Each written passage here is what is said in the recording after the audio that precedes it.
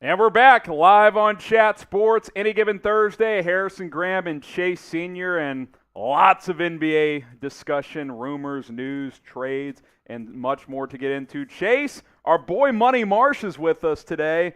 We got the whole squad in here. Got the Texas Thumpers in the building right now. Marsh is going to be joining the show from time to time. Actually, we're going to lean on him for some New York Knicks analysis because we are talking New York Knicks. Let's ride. Today. He's a little bit worried about his basketball team. I am. I think everyone's a little too optimistic right now. I'm a little nervous. We'll get to it. Rick Carlisle put on a clinic against the Knicks the other night, I saw.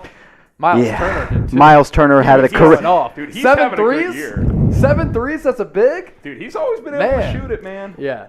All right, Marsh. We're welcome. We're glad to have you, man. How was building those graphics coming into the show? Loved every second of it. That's what I like to hear. That's sarcasm and a lie. Yeah.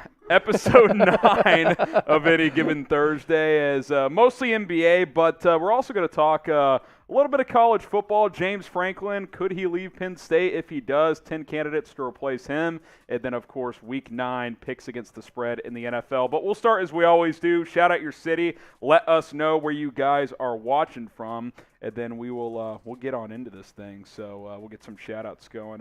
Mark says, hey, yo.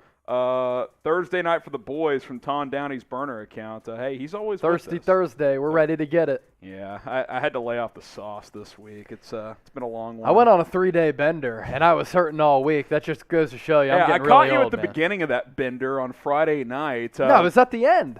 We were out till 2 a.m. with you. Well, no. I mean, but that was day 1 of 3. Oh, yes. I caught you on day 1 of the 3-day bender. Yes. Money Marsh punked out and didn't show up and drink some sluggies with us, but at least he's here on the show today.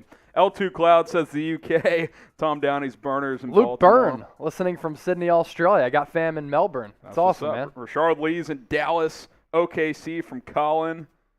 Is Marsha half stiff for not showing up on Friday? No, he gets a pass. He's never a stiff. Yeah. We've come across some full-time frauds, especially of late, and we can identify them right away. And Marshall Green is not a full-time fraud. There was a couple frauds at that first bar we were at. There I'll were. tell you that right now. Yeah. There were some. I actually got caught with a beer in my back pocket in a cup, and I didn't even know it was in my back pocket. One of the bartenders was like, "You can't do that." I'm like, "What? I'm taking this cup home." He's like, "You have a beer in the cup." I'm like, "Oh, my bad. I didn't even know."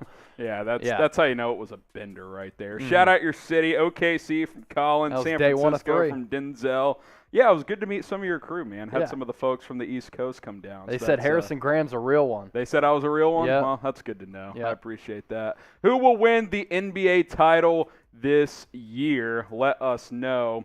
I can't remember. Your boy was saying something about the Eagles that I completely disagreed with, but now I'm forgetting what it was. Was it something about Doug Peterson, Probably. Carson Wentz? Probably. You were dropping some Eagles nuggets there. Yeah. Had the Philly boys in the building. Yeah, you know, I'm well-rounded here.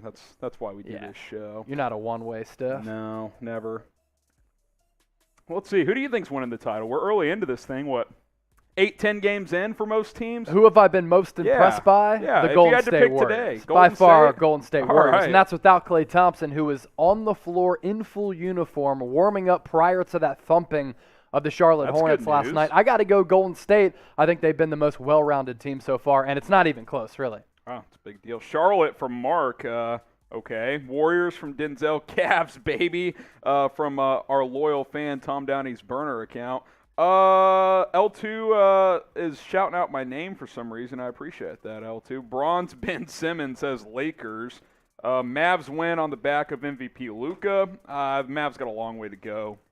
Heat are close. 5-3. How about a Warriors and Heat NBA Finals? Dude, the Heat are cooking. Heat are good. Heat have been really So really I good. said there's not a team close. If there is a team close, I think it'd be the Miami Heat. They look really, really good. They've been good, man. There's no doubt. Which sport do you guys like better? Because we cover both here at Chat Sports. Type NBA or NFL. Let us know. And then you guys see the rundown at the bottom. We'll flash that frequently throughout the show, so you guys can kind of be aware of what's on deck, what's coming up throughout today's live show. NBA, NFL, what are you guys rocking with? This is obviously an NBA dominant show, which is what it's been as of late. Anish says NBA. Denzel says NBA. Mark says NFL. Clayton says NFL. Bronze Ben Simmons says NBA. L2 says both. NFL from GOAT. Pickleball from Tom Downey's burner account. Let's see. L2 rolling with both still NBA and NFL. Shelly says NFL. Rashard Lee does as well. Let's see. Boxing from Quentin. Dude, I'm low-key. Well, I don't know how we haven't talked about this yet. I'm low-key fired up for Fury Jake Paul, dude. Yeah. I think Fury's going to kick his ass. When is that? But I'm fired. December 15th. Okay. Dude, should we do a watch party?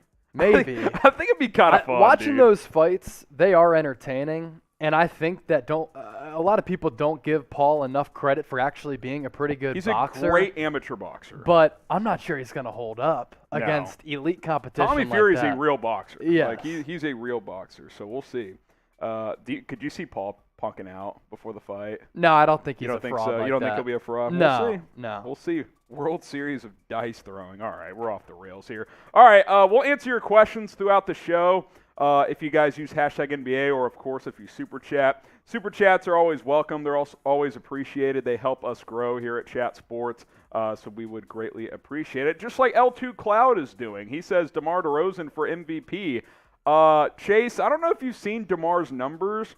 He's averaging 27, 6, and 5. He dropped a 30-piece against the Sixers last night. I was watching that game. Either last night or the game before. I can't remember which one it was. No, he looked really good. He's been really good. I'm not sure he's going to win MVP, but so far, has he been in that conversation? For sure. He's been really good. And what's funny, he drops a 30-piece last night, and I don't think he took a three-pointer. Maybe just one. But he's just not a big three-point guy, which is crazy considering where the game is trending. He's actually been shooting well from three on limited attempts, though, so that's a good sign for the Bulls. Bulls have been great. I think losing Patrick Williams hurts them come playoff time with his defense, but they've been one of the best teams in the NBA early on. So if you guys want to get your questions on throughout, hashtag NBA, or you guys can super chat. All right, one or two more here, then we're going to get into the bulk of today's show. Chase, what were you for Halloween?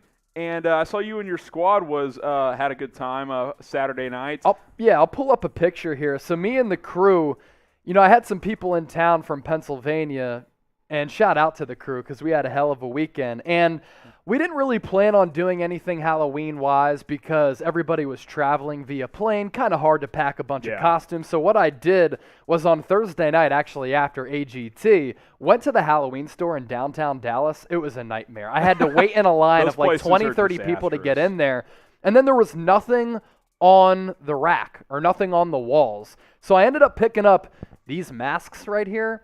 I don't know if you can see them. Kind of creepy, but if you go to my Twitter page or Instagram page, @Chase_senior, you can catch the mask that we were rocking. Flash that again? There it is right here. Just some creepy white masks. Us as an entire crew of 7 people deep all wore the same mask. So went to a Halloween-themed bar and had a really good time. Also, we were just sent some video of Henry Ruggs sobbing on the ground after that crash. It's not good. With the car up in flames, this is really the first video that we're seeing come through, and it's hard to watch, honestly, for all parties involved. One guy kind of ruins his life. Another live lost. The dog lost as well. Not good. So that video is starting to circulate right now. We're not talking Henry Ruggs today, but it's hard to maintain focus when you see some stuff like that. We got a super chat from Colin, and by the way, our life advice today from H&C, and trust me, you can take our advice always and run with it. Don't drink and drive. That simple. Look, it's free to download Uber and Lyft. Don't be dumb. That's it. That's all you got to do. Yep. Download Uber and Lyft, and when you have to, use the apps. There you go. I know it's not ideal with the surge fees and the wait time, but it's better than what Henry Ruggs is going through right now, and the family who lost a daughter, a friend, and everything. It's better than ripping an IV out of your arm and not knowing what the hell happened. Yeah. Colin Reed, what young center should the Thunder trade for? What do you think, Chase? What young center should the Thunder trade for? It's an interesting question. I'd say a guy like Wendell Carter, but he re-signed with the Orlando Magic. How about a guy... Any targets on the Mavericks? I mean, they have a bevy of centers and big men on the roster. Unless you can get Kristaps healthy and whatever. They don't really have they had Moses Brown, but they moved him to Boston, so... Yeah, I don't know, man. Karl-Anthony Towns, you want to go take a swing at him? Hey, if they think they can pace and that Cat, rebuild, that's the thing. Cat you don't would be trade for him unbelievable. unless you think you can win the next couple of years. Yeah. So that's kind of the whole deal there. Appreciate that, Colin. Make sure you guys are liking the video, and then we will jump into the bulk of today's show. Fantastic comment, by the way. Clayton Lockhart said, I wore the scariest costume ever. I was Harrison Graham's first 10 NFL picks. That's really good. Hey, we're picking again this week, Clayton. You're 500 now, Your boy right? has rallied. Yes. From 0-10 to 1-14 to 20-20. It's been a historic comeback. We're hot, but I do appreciate that commentary. Like the video. Let's get to 30 likes, and then we'll get this thing crack-a-lackin' here. Hit that thumbs up icon. Producer Marsh is yelling in my ear. Can we just start the show already? So let's get to 30 likes so we can get the show going, and we can get into some NBA trade rumors, some trade candidates, some guys that could get dealt at some point this season. So go ahead and like this video and share the video link and with some buddies, and let's get the live chat popping, because the more you guys are liking the video, commenting, the more people that will be able to find this video. So you ready to go, Chase? I'm ready to rock, bro. I'm ready to rock. Segment, they call us the Cut Daddies here at Chat Sports. That's just what the fact. That's what we're trying to do here once again. Producer Marsh riding shotgun, and let's get into some NBA trade stuff. So let's get it popping here. You guys ready? Ready to get it. We're ready to go. We're ready to jump into this. Let's get it. We're watching Any Given Thursday here on Chat Sports. He's Chase Sr. I'm Harrison Graham. 5 big-name NBA trade candidates that could get moved before the NBA trade deadline, which, of course, isn't all the way until March. But let's start with the most obvious one here, Chase. Yep. Ben Simmons of the Philadelphia 76ers, who is sort of back with the team, but not really, because he's not playing, but he has at least been in the building some. But Ben Simmons, a guy we both believe will get dealt at some point. I think it's inevitable. I think it's only a matter of time. That relationship between him and the organization is certainly contentious right now. He's been kind of a part of practices, but not really. He's been at the facility in Camden, New Jersey, partaking in some workouts, but he's dealing with a back issue, also dealing with some mental health issues.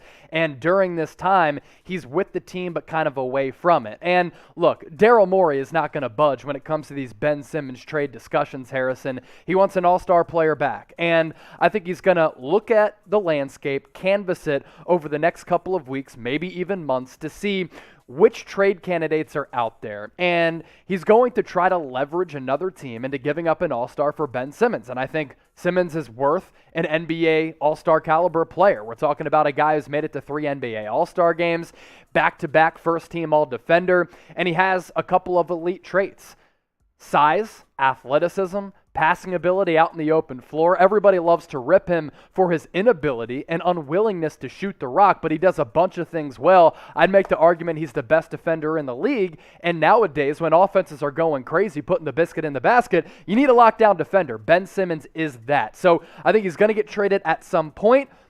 Daryl Morey just wants a quality player back, because you don't give up a 3-time All-Star for nothing, who's one of the best all-around players in the game still. So we both think he's going to get traded, so we're not going to ask that. What we are going to ask, will Ben Simmons play another game with the 76ers? Type Y for yes, type in for no. We'll make this the pinned comment on today's video, and then we'll get to the next player on our list.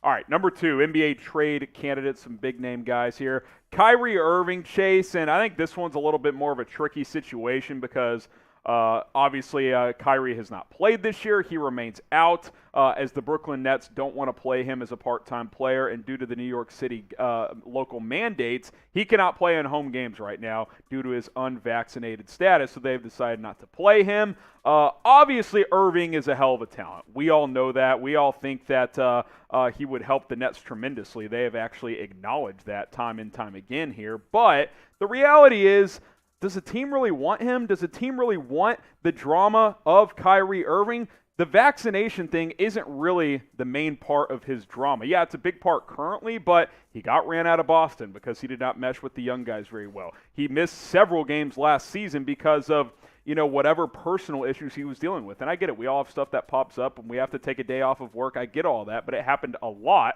with Kyrie. My question is, who actually wants this guy? Now, I think there's a couple of teams that would like to have him. I think the Lakers and LeBron would take him due to the inconsistent play of Russell Westbrook, but are the Nets going to take Russ back with Kevin Durant? I don't think so. I don't think there's any way those two guys play together again, Chase. So I think when you slice and dice this up, if you're Brooklyn, your best hope is that the mandates get lifted and you get Kyrie back, because I don't think you're getting that much for him. Here's something to follow. The new New York City mayor-elect Eric Adams did say once he takes office in January, he's going to revisit the COVID guidelines in New York City. So if he decides to change some of those rules, Kyrie Irving, if he's still not vaccinated up to that point, can then rejoin the Brooklyn Nets as a full participant. They just don't want him being a part-time participant where he's at some practices, only playing at games on the road. Basically, because you're just not able to build any type of continuity. And what's crazy, Nets haven't looked like the same team with some of the changes in the rules, changes to the basketball. James Harden hasn't been the same player.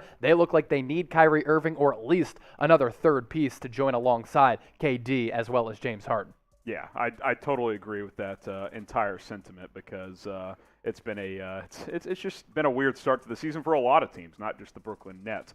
BetUS is our sportsbook partner here at Chat Sports, and if you want to bet on the NBA all season long, there's only one place to do it. It's chatsports.com/bet. Use our promo code CHAT125. That'll get you 125% deposit bonus. You can bet on your favorite team. You can do prop bets like who's going to win the MVP, or you can bet on the NBA championship. Now, those Brooklyn Nets still are favored at plus 275, but I certainly think that that could change at some point in time. So if you want to bet on them or the Lakers or another team like the Milwaukee Bucks, who as of now are on the outside looking in for the playoff picture, chatsports.com/bet. Use that promo code chat125. And if you're a beginner, say you want to put $10 on the Bucks, if they ended up winning, you'd win $80. That's the plus 800. $10 on the Nets, you'd win $27.50. So on and so forth. Chatsports.com/bet. Promo code chat125. All right, we'll get to our next player here. Big name trade candidates here on any given Thursday. We went through Ben Simmons and Kyrie. How about Damian Lillard, Chase? And there's certainly been a lot of chatter around him going back to the offseason, but even more so as of late. Yeah, and we're going to talk about Damian Lillard coming up a little bit in our Lakers segment, because Chris Haynes did a fascinating article into the offseason meeting between Damian Lillard, LeBron James, and Anthony Davis on LeBron's rooftop in the Los Angeles area. Damian Lillard has been just incredibly loyal to the Portland Trail Blazers, and I respect him for that. Look, he got drafted by this team. They identified him coming out of Weber State, and he's turned out to be one of the best offensive players that we've ever seen over the course of modern NBA history, with his ability to basically be a scoring threat as soon as he crosses half court. But he has said that he wants to stay in Portland. He really values being a Trailblazers legend. He wants to be the guy to deliver them a championship.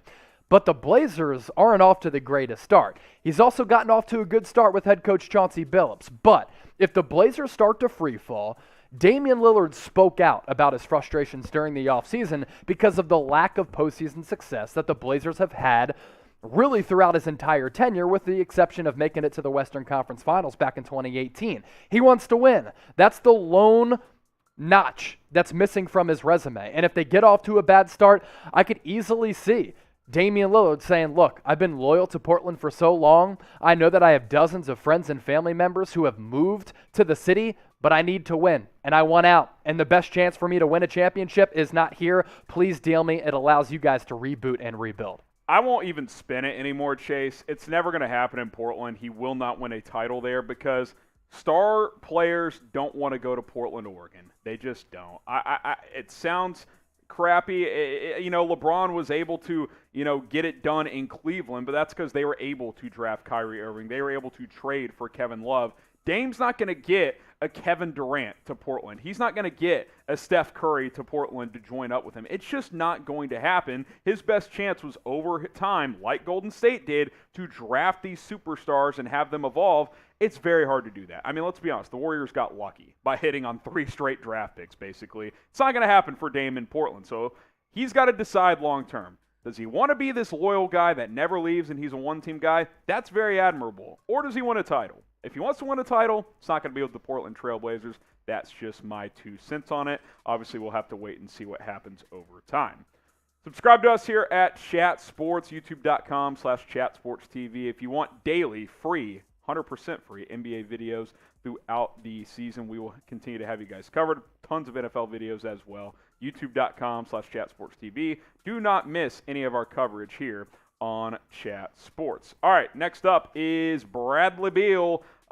Chase, I don't know what it is. I don't know why he's content in Washington, but it just seems that is the case. Maybe that ends up changing. The Wizards now with a more well-rounded roster, as compared to that top-heavy roster from last year, are off to a better start this season. Yeah. Now, what's crazy is that Bradley Beal's numbers, like Damian Lillard's, have been abysmal to start the year. His shooting numbers are down. His points per game are down as well. The production hasn't been the same. Now, a lot of these players are adjusting to a new basketball. Some of these often shooters and high-energy offensive players are blaming the change in the basketball for some of their shooting numbers going down. I think they're going to adjust to that over time. But I put Bradley Beal kind of in that same conversation as Damian Lillard. They've been loyal to their respective franchises since getting drafted by those teams. But again, if the losses start to pile up, you got a short shelf life as a professional athlete. And at the end of the day, the main motivation and the main goal is to win a championship. And if they don't believe that they can do it with their respective franchises in those respective cities, they have the power in the player empowerment era to force a trade somewhere. And man, the Wizards could get a haul, like the Blazers could get a haul for Bradley Beal. See, you say the main goal is to win a championship. What evidence do we have that that's what Bradley Beal wants to do? I don't know any evidence that we have. Loyalty, I guess. But he hasn't, it's not like he's come out and been like, this is my city, like Damian Lillard has. He just hasn't requested a trade for whatever reason. Now, we don't know what happens behind closed doors, but Bradley Beal, now, just because he may not be incredibly motivated for championships, doesn't mean he's not a good player or leader or doesn't want to do whatever it takes to win. I'm just saying, I think he's pretty comfortable, right? He makes a bunch of money, he gets to shoot as much as he wants with the Washington Wizards, and there's no pressure in D.C. Let's be honest. No one cares about the Washington Wizards outside of, that niche diehard fan base that's probably there locally. Right. Do we ever see ESPN or any major network talking about the Wizards? No, we don't, because no one cares. Small market basketball team. They aren't successful. And Bradley Beal can just kind of hang out, be the alpha male on that team. If they win, cool. If not, no big deal. Now, maybe that changes for him at some point, but I don't think there's a lot of evidence that we have that he's just chasing championships. And I'm not saying that, going, the super team route is always the best option. I'm just saying, I think the guy's comfortable, and hell, I don't blame him. He makes $35 million a year pretty nice. to shoot the ball 25 times cheddar. a game. It's a pretty good gig he's got in D.C. Who would you rather have for your favorite team out there? Would you rather have Damian Lillard, or would you rather have Bradley Beal? Type DL for Dame, type BB for Bradley Beal. Obviously, it depends on your personnel on your roster. I think in general, I'd rather take Dame, but I do think it's pretty close. If you already have a really good point guard, maybe the answer is Bradley Beal. Let us know what you guys think down in the comments. All right, number 5 here. I kind of threw this one in. There hadn't been a ton of buzz, but Karl-Anthony Towns, Chase, I think it's a big year for Minnesota. If things don't go well over the next couple months, maybe he or one of those other players, D'Angelo Russell, could end up being on the move. So there actually is recent buzz, and we have a hack-gate going on once again, because a lot of fans were hitting up Karl-Anthony Towns on social media saying things like, free cat, Karl-Anthony Towns probably can't wait for his contract to expire, and he was liking some of those posts. And then he comes out on Thursday, right before we start recording AGT Live, as we go live every single Thursday, that he got hacked. And his agent hit him up in the morning and said, Karl, what's going on with your Twitter feed? And he's like, I don't know what the F is going on. What are you talking about? Yeah, you were probably liking those posts, because for a long time, ever since you got drafted to the Minnesota Timberwolves, this has been a franchise that has been inept, and they haven't reached expectations. This is going to be a massive, massive year for the Minnesota Timberwolves' young core. They have some pieces on that roster that are pretty talented. D'Angelo Russell can't seem to stay healthy, but I do like Anthony Edwards. Karl-Anthony Towns is no doubt one of the best big men across the entire NBA. But at what point do you just say, I've had enough? Now, it hasn't happened with the Bradley Beal or Damian Lillard, but for Karl-Anthony Towns, he's younger than all those guys, and he has a lot more gas left in the tank than a Dame or a Bradley Beal, even though they're not necessarily long in the tooth either. But I just like to see these guys be a part of a winning atmosphere and a winning culture, because it's a bummer when elite talent gets overshadowed by them just being a part of a dysfunctional franchise that doesn't have any postseason success. So big year for the Minnesota Timberwolves core. If they flame out this season, I could see Cat being like, yo, the writing's on the wall, man. I've been here for a little while. It's time for me to jump ship because we ain't winning enough games. And this guy is a guy who can put up monster numbers. Yeah, and you guys watching are probably like, oh, you just want the stars to go to big markets. I'm not saying that. I just want them to be in the playoffs. Yeah, and that's not true. I loved the Bucks and the Suns in the finals last year. It was awesome, and the ratings were up from the year before. So I think if there's entertaining basketball, people are going to watch. My point is, I think Portland, while it's done some good things over the years, hasn't done enough to build around Damian Lillard. I think Minnesota has been dysfunctional since Kevin Garnett left. Some franchises just don't change. And I think Minnesota, I give them credit for trying. I think they had a good draft with Anthony Edwards last year. I like the D'Lo trade. He just hadn't been able to stay healthy. Our point is, this is kind of the year for them. If they can't show real growth together, then at some point you're like, well, maybe this just isn't going to work, and we need to hit the reset button yet again if you are Minnesota. So those are our 5 guys that could get traded at some point. What do you guys think? Name a player that you think should get traded before the NBA trade deadline. Obviously, basketball is just now getting back in the last couple of weeks. Things will obviously change over the next couple months. All right, we can get some shout-outs here. Name a player. We got almost 200 people watching live. Hit that thumbs-up icon if you haven't. Someone says Cat to the Wizards. Trade Ayton for Cat. Would you do that straight up? Ayton's a much better defender. I don't think that makes a lot of sense for Phoenix. You already have DeAndre Ayton, who's an emerging big man, and you're going to have to pay both those guys about the same. Yeah. Don't you want to rely on Mikal Bridges and Devin Booker to manufacture your offense? Yeah. I think Ayton is the perfect player alongside those guys, but hasn't come to a contract extension or agreement with Phoenix. Yeah, Cat's definitely the better scorer, but Ayton's defense is much better than Karl-Anthony Towns. Rally Murrah saying, I don't trust Lillard. How do you not? He's great, Lillard is a walking bucket. His numbers are down, but again, I think those numbers will pick up over time. Lillard for Kyrie. Why would Portland want to take on Kyrie? Colin Sexton, sadly, from Tom Downey's burner account. Lillard for Kyrie. Yeah, I don't understand that. No. Portland's like, no. Goran Dragic? If Portland trades Lillard, they want a young, emerging star. Yeah. Kyrie's like 30 now. Jeremiah Dunham, Ben Simmons needs to get out of there. It's not working. Hasn't worked for a little while. Yeah, there's no doubt. Get a couple questions here. Tom Downey burner account. Who has been the best performing rookie so far? It's a good question. Honestly, Josh Giddey of OKC has been really good. He's getting the a lot of Australian is putting up well-rounded numbers in the scoring department, assist department. He's also been rebounding the basketball well. I like what OKC's doing because they're saying, look, we're not going to win for a couple years. Evan Mobley's been good, but we're going to play all our young guys. Can we give a shout-out, too, to Miles Bridges? Dude. He has been going He's off. averaging like 24 games I just this have year. mad respect for basketball players who enter the league raw, like a Giannis, Jaylen Brown, R.J. Barrett, and then you can just tell they put in so much work in the lab to improve upon their weaknesses. Miles Bridges has gone from a athletic high flyer to a guy who's a legit pro. He dropped 30-plus against the Warriors last night. We were talking most improved earlier. Is he front runner? Dude, he's averaging. Most improved player? He might have to be over Jordan Poole, honestly. I'm going to pull this up. Yeah, I was going to put down a future bet for Jordan Poole as most improved player. We'll talk about him coming up, too. We'll talk about him and the Warriors, certainly. It might have to be Miles Bridges, 24 points a game and 8 rebounds on 48% shooting and 37 He turned down a $60 million contract extension. He could get 100 plus. Get in here, Marsh. Yeah, that's what I was going to say. What did he get offered? 4 years, $60 million? Yeah, turned $20 it down? million per year. He turned it down, and I honestly think if he continues to play like this, he'll get he could be a max $100+ guy. million. He could be a max guy. He really could. 15 a year. 4 for 60, or was it 4 for 80? I think it was 4 for 60. 4 for 60. 4 for 60. Then that was definitely the right that's decision. 15 per year. Yeah. He's going to get much more than that, is my point. I think he'll get 4 for 80. Never been good at math, but it's all good. We keep it moving. Hey, man, that's what I'm here for. I've always been a numbers You guy. are a good math guy. Hey, man, it's, we were talking podcast numbers. And you ready to talk some Lakers? Had to talk some sense into you the other day. No, we got some Lakers fans we talking about the Lakers? We're talking Lakers. Well, I wasn't far off with those podcast numbers. You kind of were. No, I wasn't. It was over 12 years old. Joe Rogan still getting 130 million downloads. You said 40% of the U.S. is watching his podcast above 12 years old. No, they weren't my numbers. That's still not right. I bought a magazine at the liquor store. It was Cigar Aficionado. Joe Rogan was the front page article. Remember, we determined that it's 40% of people are watching a podcast.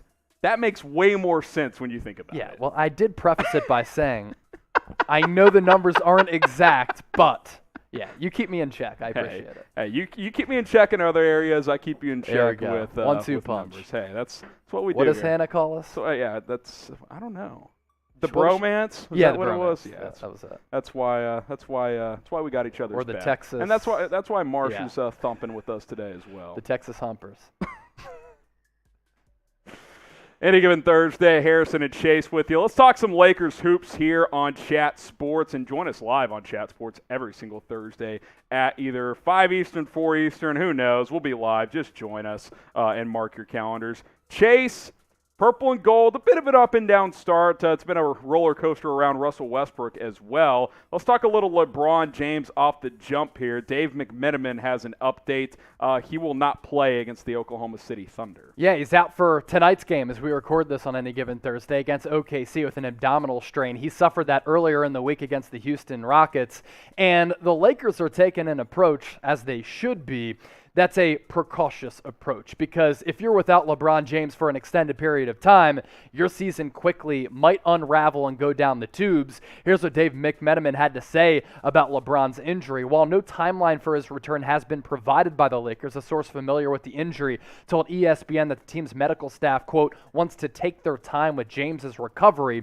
The 19-year veteran, who turns 37 years old next month, has already missed 2 of the Lakers' first 8 games through their 5-3 start to the season. And Harrison, look, we talk about LeBron James being indestructible, the bionic man. The guy's been in the league since 2003. His durability is part of his greatness. But now, he's been with the Lakers now for a few seasons, and these injuries are starting to pile up just a bit. And a lot of them are tweaks. A lot of them are soft tissue injuries. Are we starting to get a little bit concerned by LeBron? I mean, you take a look at his numbers this year, he's off to a really good start. Now, his field goal percentage is the lowest that it's been at 46.7% since going back to his rookie year, but his numbers are very, very diverse. 24.8 points per game, 7 rebounds, and 5.5 assists. But these injuries starting to pile up just a bit, and it's sounding like it could be an injury that at least lasts a couple of games. I mean, it's one of those things where it's like, even for the great ones, maybe take Tom Brady out of this. At some point, you start getting nicked up, and like this same exact injury 5 years ago, he probably just plays through, right? Yeah. I mean, that's the reality of the situation. But now it's like you've got all these new pieces in here if you're LA, right? You brought in all these one-year guys. Melo, who's been fantastic, by the way. We should talk more about Carmelo Anthony. But Malik Monk, Kendrick Nunn, you bring in Wayne Ellington, who's been banged up, Dwight Howard. All these guys were on paper. You're like, oh, yeah, this team's so deep. It's going to be great as long as LeBron's healthy and good to go. Well, he's not healthy and good to go. That's the problem. And I think it's like at some point we have to acknowledge the guy's 37, and this is what, year 3 of his Lakers tenure? Year 4? Year 4 now. Yep. He's been hurt. Like, if you added up the total number of games. Every year, really, except the bubble season. He's missed like 30% of time since joining the Lakers for a guy that basically played 80 games a year his entire career. So that I think you have to be at least somewhat concerned. Now, if it comes playoff time and he's healthy, I think you're fine. But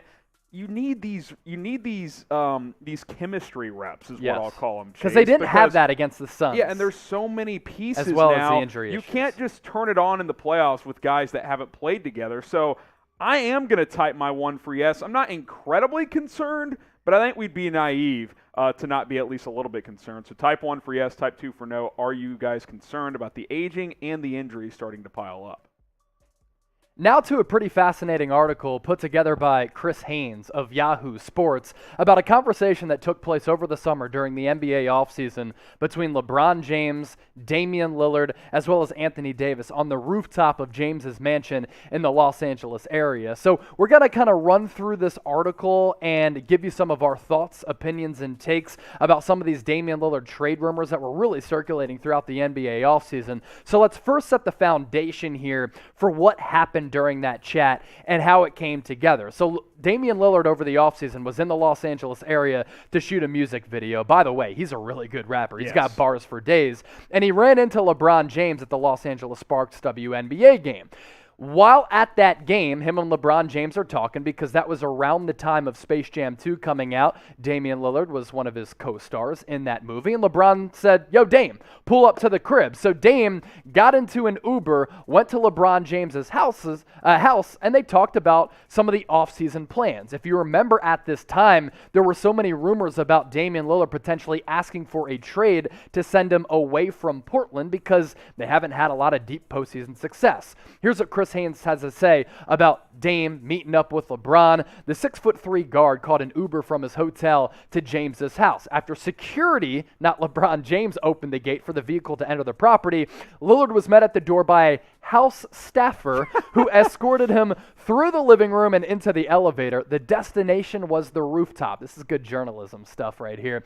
When the elevator reached the top floor, James and fellow Lakers star AD were sitting on one side of a table waiting for Lillard to join them on the other side before they fully dove into lunch of an Italian salad followed by pasta and a fine bottle of rosé wine. We know LeBron loves his wine. James kicked off the conversation detailing his experience living in Los Angeles, and then they started to talk about Dame and his frustrations, Dame and his future goals and aspirations. But before we continue to dive further into this, Harrison, the setting of this is so dope. You've got the King LeBron, AD, the generational talent, and one of the best bucket getters of all time in Dame, all talking shop on the rooftop of his Los Angeles area mansion. That's pretty sick. Yeah, let me send my security guy down to escort you and up, then have a house staffer escort you from the front door to the elevator. Let's go up to the rooftop, and let's take down probably a bottle of wine that's worth several $100. Pour out this $500 bottle of rosé. It's next level. We're at it. It's stuff like you and me. If we get to do something like that once in our life, these guys are doing this on the regular. Though. Yeah. It's pretty sick. But no, it's all very fascinating, and I'm sure LeBron and AD at least made some sort of a pitch to Dame, like, hey, if we could make it happen, you trying to come on board? Yeah, and we'll continue to get further into this article because Dame did kind of go back to his thoughts about wanting to stay in Portland, being loyal to Portland. We'll get to that here in just a moment, but first, today's show, presented to you by our sportsbook partner, BetUS. You can get a 125% deposit bonus by going to chatsports.com/Lakers and enter the promo code Lakers125. What that means is you put $100 into your account, you get an additional $125 back. You can put a futures bet on the Lakers to win the NBA championship. You can bet on LeBron James to win NBA MVP, or you can bet on football like myself and Harrison. Harrison's been doing much better than I in those NFL bets. But to simplify all of the betting odds, here you go. Because we always hook you up here at Chat Sports. If you bet on LeBron to win NBA MVP at plus 1,000 odds, what that means is if you risk $1 and he wins NBA MVP, you win $10 back. So there you go. Chatsports.com/Lakers. Enter the promo code Lakers125. Here's what Dame had to say about that conversation with LeBron. Bron asked what I was thinking, and I told him what I'm telling you, that I just want to be in a position to win it all. He painted the picture to me that if I were to leave,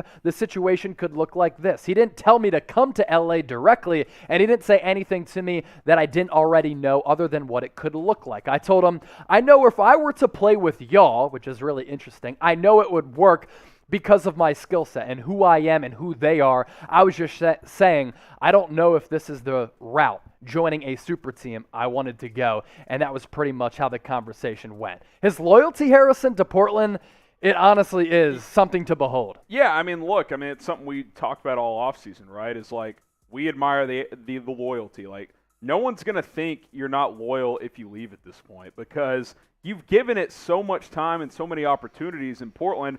I just am such a big fan of Dame's. I'd like to see him win a title. Now, I can't fault the guy for saying, you know what, man, I may never win one, but I'm just gonna stay in Portland. He had the IG post before the season, "This is my city," all that stuff, which pretty much signaled he was not going to request a trade.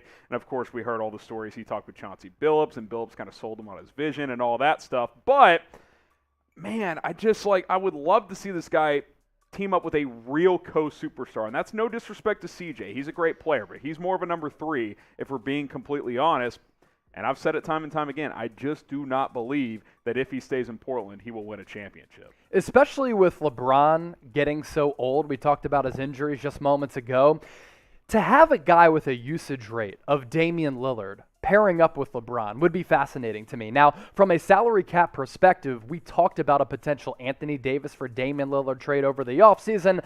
Some members of Laker Nation weren't for it because they think and know that AD is one of the top 3 to 5 NBA players right now if he's able to stay healthy. But a LeBron and Dame tandem would be fascinating, and it's so much better than what you're seeing now from a Russell Westbrook, Anthony Davis, and LeBron James trio. LeBron and Dame would be fascinating because I think they'd be able to complement each other a lot better than a Russ and LeBron tandem. More from Dame during this article when I was like, man, what if I'm not back in Portland when I actually had that thought? It just runs so deep with me to win here. I want to win here. I've attached myself to the history of this organization and this city.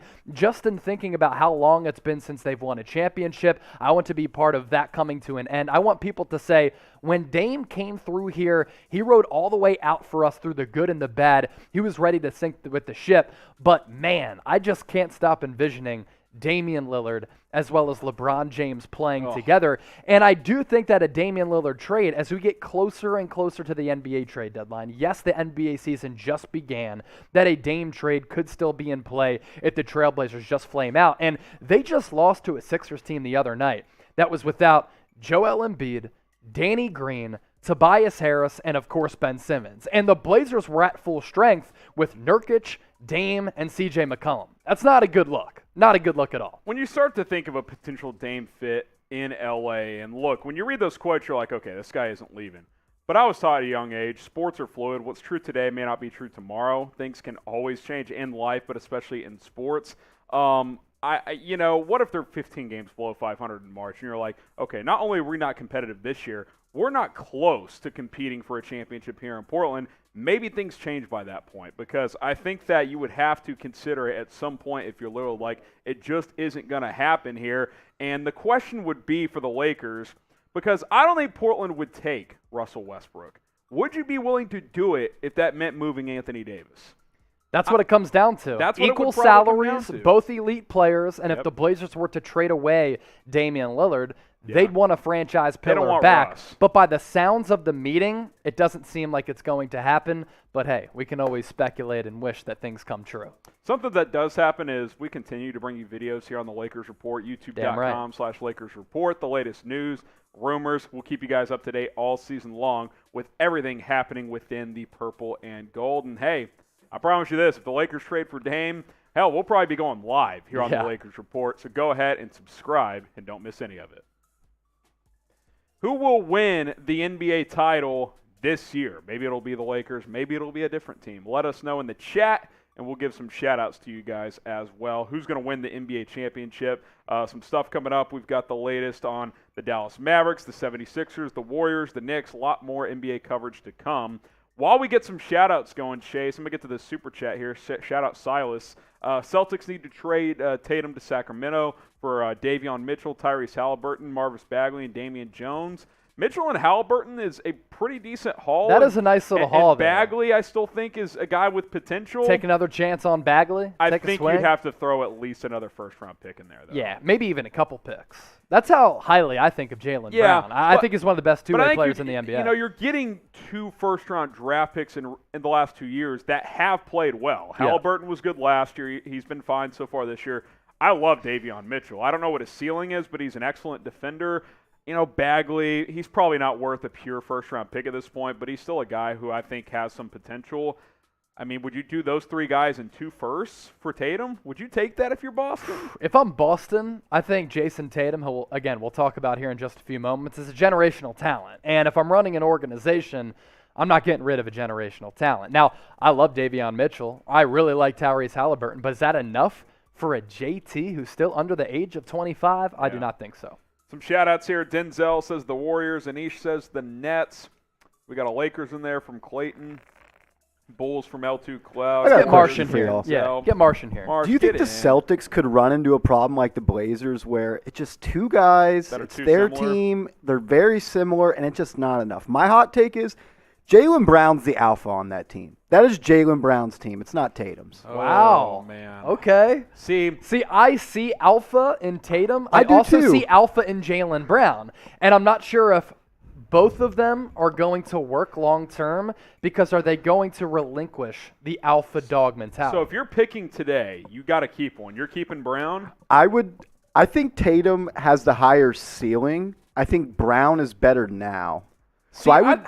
Milan is with you. He says he's better now, as in through 8 games this season. I think he's already into his prime. I don't know how much better Jaylen Brown can get. He's already a great. He gives me Paul George vibes. That's what I get with Jaylen Brown. Tatum, dude, he Paul just George like Tatum can be like a leading scorer in the dropped NBA. 50 on the Nets by himself last year. That's what I'm saying. His ceiling is higher. Yes, but dude, last year he was good. Brown's the whole probably year. the better defensive player. Like Brown's guarding Tatum's the other team's underrated. number one, as well as sometimes carrying the offense. Yeah, he's a better defender. There's no doubt about that. Yeah. That's why it's so hard. Like, am I ready to do that? It's interesting. We'll kind of talk about this coming up with some Celtics talk here in probably about 30 or 45 minutes, so stay tuned for that.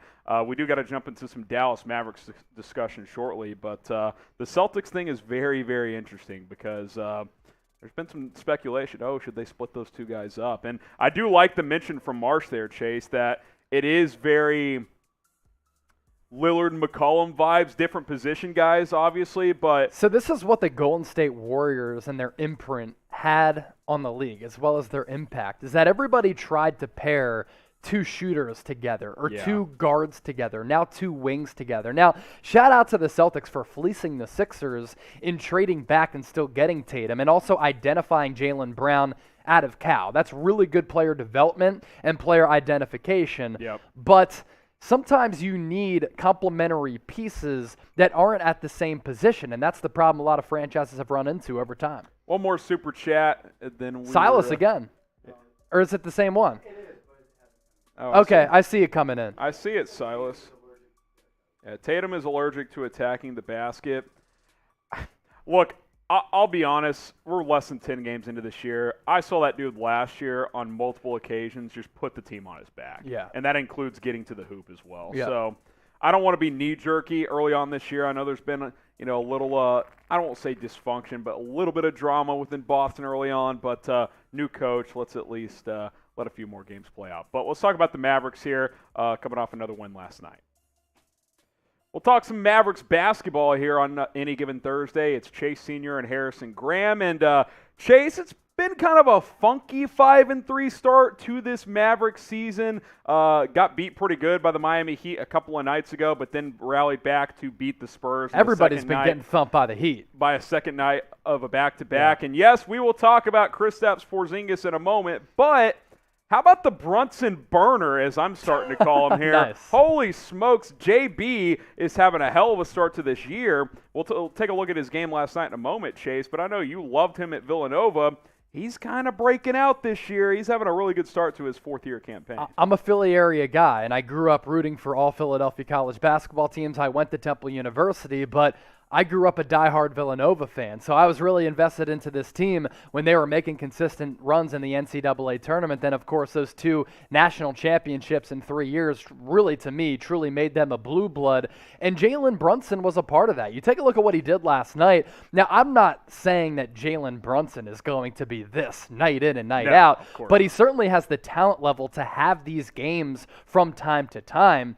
And the Mavericks are in desperate need of another guard on that roster just taking some pressure off of Luka Doncic. But he goes up against a Spurs team and drops 31, 10, 9 of 17 from the floor, 12 of 15 from the free throw line. I think the development of him getting to the free throw line is something really important, something to monitor, because, again, that takes pressure off of Luka Doncic, whose usage rate over the last couple of years has been astronomically high. Look, the Brunson burner has been activated. He's been put in the starting lineup the last couple of games with Luka, kind of take some of that playmaking off, like you said there, Chase. Jason Kidd acknowledged, look, this is something we may have to consider to do with how effective he has been as a starter. Why has he been starting? Well, they've been looking for different number 5 starters with Kristaps Porzingis sideline. Again, we're going to talk about him momentarily as well. But Brunson has been cooking his last 2 games especially. He's been absolutely fantastic. 31 points led the team against a good Spurs defense year in and year out. So that was very, very impressive. Yeah, and you just go back to Jalen Brunson in high school. You take a look at what he did in Villanova, winning those 2 national championships. He was the National Player of the Year. And the qualities that he brings the organization and this roster with the Dallas Mavericks, he's just a winning player. And I think it's a matter of time before they offer him a contract extension, because you want to have players like this on your roster. Honestly, the pro comp for me for Jalen Brunson, he's got a lot of Goran Dragic in his game. And Mavs fans have been so into the thought of pairing up the fellow Slovenians and Dragic as well as Luka Doncic. I'm just not sure I want to take away from the good play and the emergence and the growth of Jalen Brunson and kind of stunt some of that growth by either trading him away for a short-term player like Dragic or his minutes getting diminished by a guy like Dragic. The challenge the Mavs are going to run into is if you're going to start Brunson, then your bench really takes a hit. Exactly. Because you don't have a true bench playmaker, because Reggie Bullock's a nice piece. He's not creating offense, though. Sterling Brown hasn't done much for this team early on this year. Trey Burke can occasionally get going, be a flamethrower type off the bench, but he's been in health and safety protocols as of late as well. You need a bench playmaker. Now, maybe if Dragic gets bought out, he could be that bench guy. When we thought it would be Brunson, maybe it would be a Dragic, but I'm definitely not trading Brunson at this point. There's simply no way you can do that. The question is he the second best player on this team? Not necessarily a good thing either. First we compliment him, but you don't want to be in the second best guy. No, you want him to be like your fourth or fifth best player on your team. Type Y for yes, type N for no. I'm not ready to say that he is the second best player, but I'm curious what you guys think. Let us know down in the comment section. This will be the pinned comment, so if you get hit with the YouTube ad break, give me a Y or give me an N. I will say this. You're going to have to give him the bag. Like, Jalen Brunson is going to get a big contract. It will be over $10 million per year. I don't think there's any doubt about that. Now, you can't extend him during the season. They missed the deadline for that. He keeps playing like this. That cost is going up. There's no doubt about that. And with Dorian Finney-Smith also a free agent, you're probably going to have to pick and choose. And look, as much as I love Dodo and his defense, you got to value a guy who can go off for 30 on occasion, and that is what Jalen Brunson can do. He can play point guard. He can play two. He can shoot from deep. He can get to the rack. He does a little bit of everything, and he's a good defensive guard as well. Jalen Brunson is making himself some money early on this season.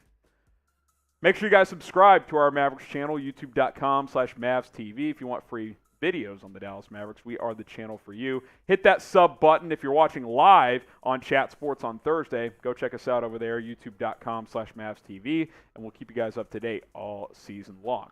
Let's go from a guy who's been cooking to a guy who's been sitting. That is Kristaps Porzingis. Great segue, Harrison. And that's phenomenal. He stuff. missed his fifth straight game on Wednesday, dealing with lower back stiffness. Unclear if he'll play on Saturday against the Celtics. Heading into that game against the Spurs, all the chatter, he looks good in walkthroughs, this and that. He should return. Well, we've heard that for about 3 games now, and now he's missed 5 straight. This is just the KP experience, unfortunately. There's just always something going on with this guy. Always. And look, with professional athletes, sometimes they cannot control some of these injury issues. And it's really unfortunate because producer Marshall can attest to this, doing a great job producing today's show. Kristaps Porzingis, at the height of his time with the New York Knicks, was being talked about as a unicorn, a generational player. Then he suffers that knee injury, and really since then, everything has gone downhill. 1 step forward, I was already out 3 on steps Kristaps back. Porzingis. I'm even more out on Kristaps Porzingis because it always seems to be something with this guy, whether it be injuries, whether it be his relationship with the face of the franchise and Luka Doncic. Now it's the stiff back. You know what is stiff? Kristaps Porzingis is just a stiff. I'm just out on this cat. I can't take him anymore. And it's unfortunate for Luka Doncic because he's in need of a second superstar to play alongside him. Kristaps Porzingis is being paid like that, but he's anything but that. Yeah, and look, it's, I was semi-talked myself back into Kristaps this offseason, mostly because you didn't have a choice, right? They weren't going to trade him. The value wasn't going to be there. But now I just wonder, okay, lower back stiffness. I get it. He's 7'4". He's been a fragile player with injuries. You want to be safe. But, is something more going on? Lower back stiffness shouldn't keep you out for 2 weeks. I feel like there's almost something more. Is he frustrated again? Are they exploring a trade? I don't know. To me, if you're missing 2 weeks at a time with lower back stiffness, if that's going to be the case, Chase, this guy's never going to give you 60-plus games in a season because that's a minor thing. That should be like, okay, we'll sit him on the second night of a back-to-back. He's got a stiff back. It's been 2 weeks, dude. And he's missed thing, 5 games in a row. A lot of the injury issues he's had are all below the waist, all lower body stuff. And if that's starting to creep up into now a back issue, it spells disaster for the Mavs because he's on the books for $30+ million over the next couple of years. You can't. I mean, you're not going to get anything. No. Now, I think damaged goods. I think we've learned in the NBA, anybody can be traded. Anyone is tradable, but you're not going to get anything for him, and that's why you really can't trade him, because you're still better off hoping that he gets healthy and he can play, because anything you trade for him is just going to be role players at best. Like, you're not going to get anything of value for Kristaps Porzingis. Now, just to clear the $30 million, that might be worth it in itself, because then maybe you can go do something this offseason, but it's just, when you're 2-3 weeks into the year and you're already like, well, KP's out again, it's like, it's not fun. It's frustrating. If you're Luka Doncic, you're like, come on, dude. Like, I need some help. Jalen Brunson ain't giving me 30 a night. I know that. So think about this. He's put up identical numbers to LeBron through his first 3 seasons, and he's still frustrated. Yes, Luka has, of course. And he's still not getting enough help. No, he's not. I'd be frustrated, and it's feeling very similar to LeBron in Cleveland, right? Where he's having to carry. It's a good comparison as well. Now, I think the Mavs have some good role players, and obviously we're not saying Luka is doing what LeBron was, but from a statistical standpoint, he actually is. It's just like, man, like, are we going to wake up in 5 years and Luka's been traded by then because he wanted out, and we're like, how did you waste this guy? Like, I hope not. Right. But you can't ignore it as a possibility, because I think 3 years from now, if it's more of the same and this is a first-round exit type of team, it's not going to keep a guy like Luka around. He's not going to be as loyal as Dirk. Like, there's only one Dirk Nowitzki for a reason. So it's frustrating, but it's early on in the year, and the good thing is the Mavs are 5-3. They have found a way to win some games here. Should the Mavs trade Kristaps Porzingis? Type T for trade, type K for keep him. I think you have to keep him, because I just don't know what you're going to get for him. Let us know what you guys think. And we can give some shout-outs here. I mean, like, you've been doing this with Simmons. Like, what's the weakest, like, the lowest level type of player you would take? Look, with Simmons, you can get an all-star player back. Or with Kristaps Porzingis, or at least a really good player. Yeah, like, if it's not an all-star player back, it's a player who could be an all-star, like a Colin Sexton. I don't think you can get that for KP. No. I think the best type of player you could get, like, could you do a swap with Houston for John Wall? Like, maybe. Like, maybe, but, like, is that even worth it? I mean, I don't know. I'd try just about anything at this point. John Wall would actually be interesting. Come up from Houston, head to Dallas, better city. No doubt about that. Right, Marsh? H-Town or D-Town? All I'm saying is, even if Porzingis is 100% of what he is now, because he's not the same player he clearly was 3-4 years ago with the Knicks because of health. The bubble year 2 years ago, he was averaging like 30 and 12. And since then, he's had, 4 surgeries? You can't stay healthy, dude. Can he be a number 2 on a title team? If he's fully healthy, yes. But he'll never be fully healthy. So, no. That's the answer. So I still think if he is fully healthy, he could be. But he'll never be fully healthy. He's never going to be fully healthy. It's kind of the Carson Wentz thing, honestly. Wentz, mentally weak. Kristaps, mentally weak. Wentz, incredibly talented, can do stuff that most people can't. Kristaps, 7'3", can shoot, can handle, can block shots, stuff that people can't do. But they have similar weakness mentally. They can't stay healthy. And injuries that players would normally play through, they seem to not be able to. Yeah. I just cooked this up on the fly here. That's next level. Kristaps Porzingis is the Carson Wentz of the NBA. I've decided. So. And that's not what you want to be. It's just not what you want to be. All right, let's shift from one team with a borderline star player that's got issues to another team. Of course, Ben Simmons and the Sixers. We'll get you guys caught up on that coming up. He's Chase Sr., I'm Harrison Graham. We're rolling along here on Any Given Thursday by Chat Sports. Let's get you guys caught up on the 76ers and, of course, the latest on Ben Simmons. Yeah, so he's kind of been with the team, kind of not been with the team, partaking in some individual workouts. seeking treatment by himself in terms of his mental health issues while also dealing with this phantom back issue, but not taking the organization's help when it comes to him dealing with some of those mental struggles. Ramona Shelburne has been doing a great job reporting on this over the last couple of weeks. She said this on ESPN. Philadelphia 76ers are increasingly frustrated with Ben Simmons' refusal to accept organizational assistance to address his mental health readiness to play, sources tell ESPN. While Simmons has been working with team doctors to treat a back ailment, he has been unwilling to meet with team doctors to discuss his mental readiness. Instead, sources said, Simmons has worked with mental health professionals via the National Basketball Players Association since the summer. So far, Simmons has yet to provide details of those meetings with the team, sources said. Harrison, this just reeks of Ben Simmons having no trust in the organization and the organization just being unwilling to be able to trust Ben Simmons. And this is just something that continues to play out of this contentious relationship between Rich Paul, Ben Simmons and that side, and the Philadelphia 76ers. And it's easy to see why on both parties. For the Sixers, they're frustrated with Simmons because he's never put in the necessary work to improve upon his weaknesses and his flaws. For Ben Simmons and his camp, they're frustrated that he's been dangled like a carrot in some of these trade conversations, and Philly has never been able to pull the trigger, and he knows that he's probably not the best pairing alongside a guy like Joel Embiid. He's frustrated, and he really can't take being in the pressure cooker of Philadelphia. Yeah, here's what I'll say, and I think we've come a long way in the last, I'll say, 2 to 3 years on taking mental health issues seriously. It's a stigma that for decades was ignored in this country and across the world. Here's what bugs me a little bit, though, and I don't want to say he's making it up because I don't know what's going on in Ben Simmons' head. But what bothers me is when he cites mental health, then when the organization is like, okay, we have this resource available for it, we have this, and he's like, no, I don't want any of that. And keep in mind, these are the most high-level businesses with access to the best people in all fields, and he's refusing that help. And look, and I get the NBA PA has their people as well, and he's going that route, and that's fine. But to just, like, ignore resources at your disposal, it's a bad look. At least do some sort of consultation and be like, okay, I'm deciding to go with the guys I started with in the NBA PA. That's fine. It's just bad optics, and that's been the biggest issue with Simmons for 6 months now, is the optics of his decision-making are really poor. It just, Joel Embiid calls him up. Hey, me and some of the boys want to fly out to L.A. Let's work some of this out. No, don't come. Yeah, and this is Ben Simmons continuing to be stubborn, him continuing to just not own up to his failures. And as you and I have said, this is Ben Simmons just being, frankly, soft. What's also interesting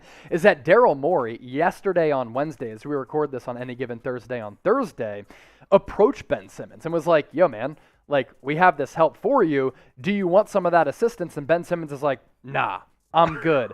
This is just peak Ben Simmons, him just being above everybody else to a certain degree, Harrison. Look, he doesn't want to play for the Sixers. I think we've known that. He continues to prove that. I think it's clear that Rich Paul, his agent, is like, dude, you at least have to go to the facility and pretend you sort of give a shit, when clearly he doesn't when it comes to playing for the Sixers. Now, you and I both know, Chase, this guy is talented. He is capable. He's a great defender. He's got upside still as a scorer. I mean, if he can just shoot a little bit, he becomes so much more unguardable. But he continues to give very little to no effort in terms of trying to play for this team. And on one hand, I'm like, okay, yeah, like, obviously the Sixers should trade him, but he's got to understand that him acting the way he is makes it harder for him to get traded. Exactly. Like, the value is not peak value. Now, you could still get a decent haul probably for him, but if he would show up and ball out for a month, he'd get a huge package for him. But it's as simple as that. He's not willing to do it, though, man. And so, ironically, him wanting out so badly is preventing him from getting out. You know what I mean? Yeah. Like, if he would just put his head down. He's sabotaging himself to a certain degree. And go against the grain of what he's believing. Like, all right, I'm just going to play hard for a month. If I play well, I'll probably get shipped out of here. But he's not willing to do that. What do you guys think? What is your one word to describe Ben Simmons? Chase has plenty words, I'm sure. It could be stiff, fraud, as Howard Eskin would say, a dope. A dope? Can be one of those. Those are all good ones. Let us know your one-word reaction. Producer Marsh says dope. There's no doubt about that. And it's not the good dope. Like, No. yo, his play last night, that was dope. It's not Ben that. Simmons, you are a dope. Yes. More so saying That you're is- kind of a fraud. that It's a is, Northeast thing, yeah, no there's question no about doubt that. about that. My home area. Shout out to Westchester, the 610. Catch us up on the rest. 484. What up? Catch us up on the rest of the 76ers. Yeah, because aside from Ben Simmons, Sixers dealing with some issues right now, other than some embattled superstar who just doesn't want to play anymore. Tobias Harris in COVID protocols. He could be out for an extended period of time. Isaiah Joe, according to Adrian Wojnarowski, confirmed by Keith Pompey, also going in COVID protocols. And what the Sixers as an organization are doing right now, testing everybody as a precaution. Also, the veteran Danny Green going to be out for a little while because of hamstring soreness against the Hawks in that second-round series. It was a calf issue that was ailing him. Now it's another soft tissue thing. It's hamstring soreness for Danny Green, who's a good defender, can knock down some threes. But I do want to touch on this as we'll continue to look into this team a little bit.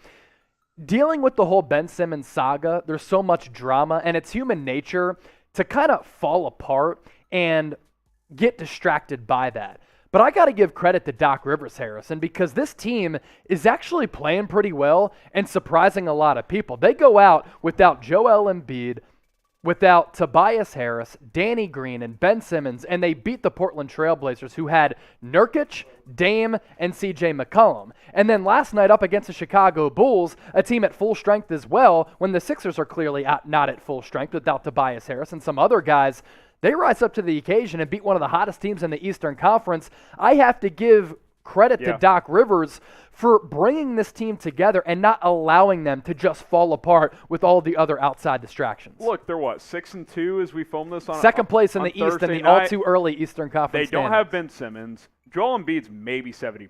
Yeah, it doesn't look right. He doesn't look. I mean, really, if Simmons was healthy, they'd probably be sitting Embiid right now. He basically said that, but he knows if he doesn't play, thanks, then Ben. Thanks, Ben. Good looks. Yeah, we'll see.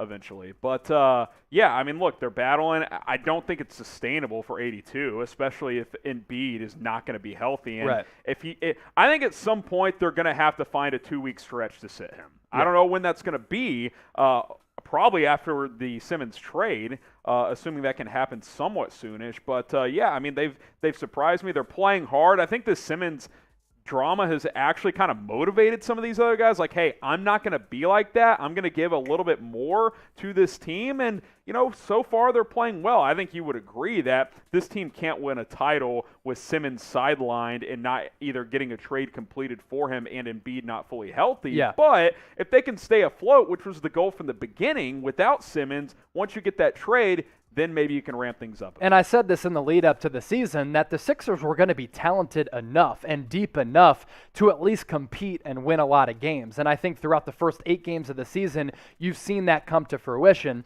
And when I watch this team against the likes of the Blazers, who are at full strength, as I mentioned, as well as the Chicago Bulls, a really deep team as well with some premier talent, this has been a roster that has a bunch of different pieces that can hit you in a bunch of different areas. And while I can criticize Daryl Morey for maybe not including Ben Simmons in that trade for James Harden, because I think the Sixers would be title contenders possibly with a James Harden on this roster, this is what you're seeing now, the benefit of having an executive who's one of the best in the league, who's a wheeler and a dealer and very aggressive in Daryl Morey, because he's been able to rely on analytics as well as the eye test to put together a roster that makes sense and does have some depth to it. George Niang has been one of the best offseason pickups among any team across the NBA. Guy's been cooking from deep. I like what I've seen from Tyrese Maxey at times.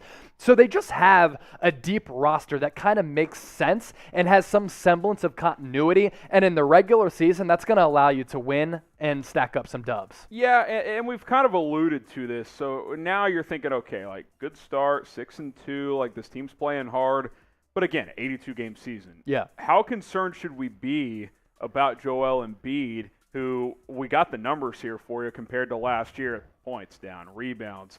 Block's actually a little up, so that's a good sign that he's got some explosion. Check out there. the field goal percentage as well as the three-point percentage. The efficiency is the problem. And yeah. What's happening is, and Ramona Shelburne has reported on this and talked to Embiid as well, is that he's having to take a lot more tougher jump shots because he can't just bully his way to the basket nearly as much. And, yeah, he can make those shots, but when 80% of his shots are jumpers, That's not where you want to live if you're Joel Embiid. Yeah, when you're 7 foot, 280 pounds, and you lose that form of physicality, it's not good. And if he has to settle for some of those elbow and three-point jumpers, it's a massive concern. And this is a guy who has broken down as the regular season has progressed. This is a player who in the playoffs hasn't been the same player even when he's been healthy because he gets fatigued and he starts to break down. Because look, I mean, when you're 7 foot, 280 pounds, that's a lot of weight on your body. So I am a little bit concerned about Joel Embiid because it's been clear with the eye test that he doesn't look and appear to be the same player. He doesn't have the explosiveness. He doesn't have the physicality. He's been settling for those jumpers. And then you take a look at the numbers and you see the field goal percentage has gone down severely. You see the three-point percentage has also gone down. So he doesn't have his legs underneath him. He's been complaining about the knee issues. After that win against the Pelicans to start the year, Ramona Shelburne had reported that Embiid couldn't walk for a couple of days. Yeah. Without rest, without surgery on that partially torn meniscus, how is that situation with his knee going to get better? And how can we rely on him to put the team on his back, which is what he's going to need to do come playoff time to really lift this team up? Look, I love Seth Curry, but he can't be your number one scoring option at the end of games like he was against the Chicago Bulls, like he was relied upon to do against the Atlanta Hawks in a 7-game series. Can he do it every once in a while? Of course. Sure, but yeah, he's shooting like 60% from deep. Yeah, game in and game out, he's a great role player. He can't be a guy that's closing games night in and night out. We'll keep you guys covered here on our Sixers channel, youtube.com/76ers TV. Billy Bull over there, Chase, he's got you guys covered. All right, this is a good question. Pick one, Damian Lillard or Bradley Beal. Type DL for Dame, type BB for Bradley Beal. Who'd you rather have in general? I'm going Dame. Yeah. Yeah, I'm going more Dame. alpha in I him. think he's more dangerous. He's had more playoff success in similar situations. Washington and Portland, similar franchises where they haven't won big in a really long time, and Dame and Beal haven't necessarily been surrounded by top-end premier talent, but Dame has made it to a Western Conference Finals. I know that Beal and John Wall had that run where they made it to the second round and I think lost to the Celtics in like 7 games, but that goes to show you, like, is John Wall better at his peak than C.J. McCollum has been, and still the Wizards have had lesser success? I think what Dame has done is more impressive. That's the point that I'm getting at. That's actually a good question. Yeah. Peak Wall or peak CJ? Yeah. I think it might be Wall. People forget. But maybe CJ is a little bit more efficient. CJ is definitely more capable of giving you those 40-point flamethrowers, but people forget how good Wall was, dude. Yeah. Like, unbelievable. Before the injuries. He was the fastest player in the NBA. Yeah. It was fun. Him and Beal had one decent run there, but the injury. What do you have? The game winner jumped on the scores table, Kobe Bryant style. That was dope. Yeah, that was dope. Yeah. Hey, what's dope is the way the Warriors are playing. Not the dope like Ben Simmons, dope the good way. That's Golden State. Let's talk about them right now here on the show. Any given Thursday, rolling along with you, Harrison Graham and Chase Sr., and it continues to be a pool party in the Bay year-round, baby, with Jordan Poole. We'll get to him later on and this hot Golden State Warriors team. But Chase, maybe Klay Thompson could be returning sooner than we think. Let's get you guys caught up on a Klay Thompson update. What's wild is that the Warriors have gotten off to an unbelievable start to the 2021-2022 campaign, and they look to be a very deep team, probably the deepest that they've been since that NBA Finals run back several years ago. And that's without the services of Klay Thompson. But here's the good news, Dub Nation. I think Klay Thompson could be joining this team over the next month or two. He was seen in full uniform pregame prior to the Warriors' win over the Charlotte Hornets, 114-92. Looking really, really good. Looking spry, looking athletic, making some cuts, even throwing down some dunks, rocking headband, looking like Jackie Moon. And when he is dunking, coming off a torn ACL and torn Achilles, making cuts with the clean stroke that caught the attention of LeBron James, that's a really, really good sign for Klay Thompson, a guy who, it's wild to say this, has not played in 30 months. Just incredible. No doubt about it. Here's what Steve Kerr had to say about his improvements here. Klay's imminent return is a huge factor for our team. There's a sense of anticipation and energy that is directly linked to Klay's return. And Chase, we've talked about this just in the office. You some on some videos as well. As this team's already playing really well. I think this team's a title contender, if not favorite, when he's healthy. I think I said it last week on Any Given Thursday that I think the Warriors, with the way the Lakers have started this year, are the team to beat out West. I agree. And now you get Clay back. The Splash Bros, I mean, things are cooking in the Bay once again. And there could be 3 Splash Bros with Jordan Poole. And look, in general, I think dynasties can get a little tiresome, but the non-Kevin Durant years of Golden State, to me, have been so fun to watch with Steph, Clay. Now you got this blend of new guys like Jordan Poole in the mix as well. You get Clay back, and I've said this for a few months now. If he's 80% of what he was at his peak, this is going to be a tough team to beat in a 7-game series. And here's the best thing about this Klay Thompson equation. There's really no rush for him to come back. No. He hasn't played basketball in 2.5 years. It's been 30 months since he even participated in a game. That's going crazy. Back to the 2019 NBA Finals, and he truly was on a Hall of Fame trajectory. But even without Klay Thompson, I want to double down on this. This Warriors depth is so legit, and there's no rush for him to come back. I hope there's not a setback, but if there is, you don't rush him back, and you just allow him to get 100% healthy. He looked close to playing in a game in that full uniform prior to that win against the Hornets. So if you're excited for Klay Thompson's return, who isn't excited to see another splash bro on the floor just making it rain, find a nylon from deep? You don't want a splash blow. You don't want that. No, you don't want that. Some people like blow. Others don't. Hit that thumbs up icon and like the video if you're excited for Klay Thompson's return. A lot of Warriors fans excited about what Jordan Poole has been able to do, because in that impressive win against a pretty solid Charlotte Hornets team, it was Jordan Poole going off and cooking for really a career night for the Michigan product. 31 points, 11 of 21 from the field, 7 of 16 from deep, and he was a game-high plus 28. At one point in the first half, the Warriors had 44 points as a team. Jordan Poole had 22 of them. I texted you, Harrison, and I said, that's going to be Warriors today for tomorrow. Yeah, that's Warriors today, 30K. You all know what's up. The real ones know. I'll tell you this, the swim trunks haven't come off in about 2 months because Jordan Poole has been lighting it up since training camp in the preseason, and it is translating to the regular season. Now, he's not going to do this every night. He hasn't done it every night. But when he gets going, man, it's just like, man, I'm going down the slide into the pool, and I'm going back up, baby. Yeah. And I'm taking that slide into the pool about 10 times, and that's what he did, 7 of 16 from deep. I mean, is he the third splash bro when Clay's back? I think it has to be official. That's are we trademarking that here? It feels that way. Third splash bro, but he has to be a little bit more consistent. And you know who hasn't been consistent? It's been Steph Curry. Yeah. So Jordan Poole, in moments where Steph Curry has gone cold, has been able to kind of carry the offense at times. And here's the crazy thing about that game against the Hornets.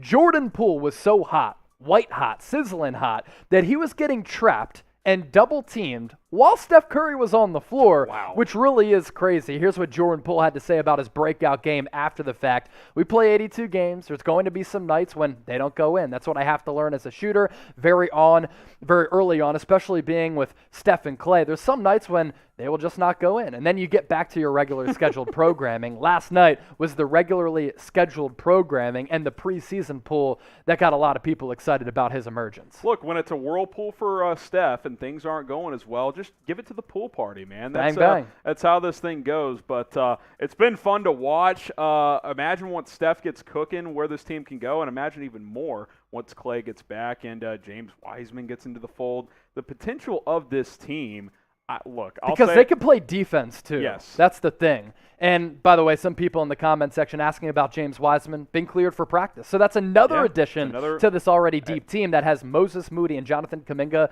now playing in the G League. It's crazy the depth that Bob Myers has been able to put together. Fun to watch. Yep. Did you enjoy the pool party type splash?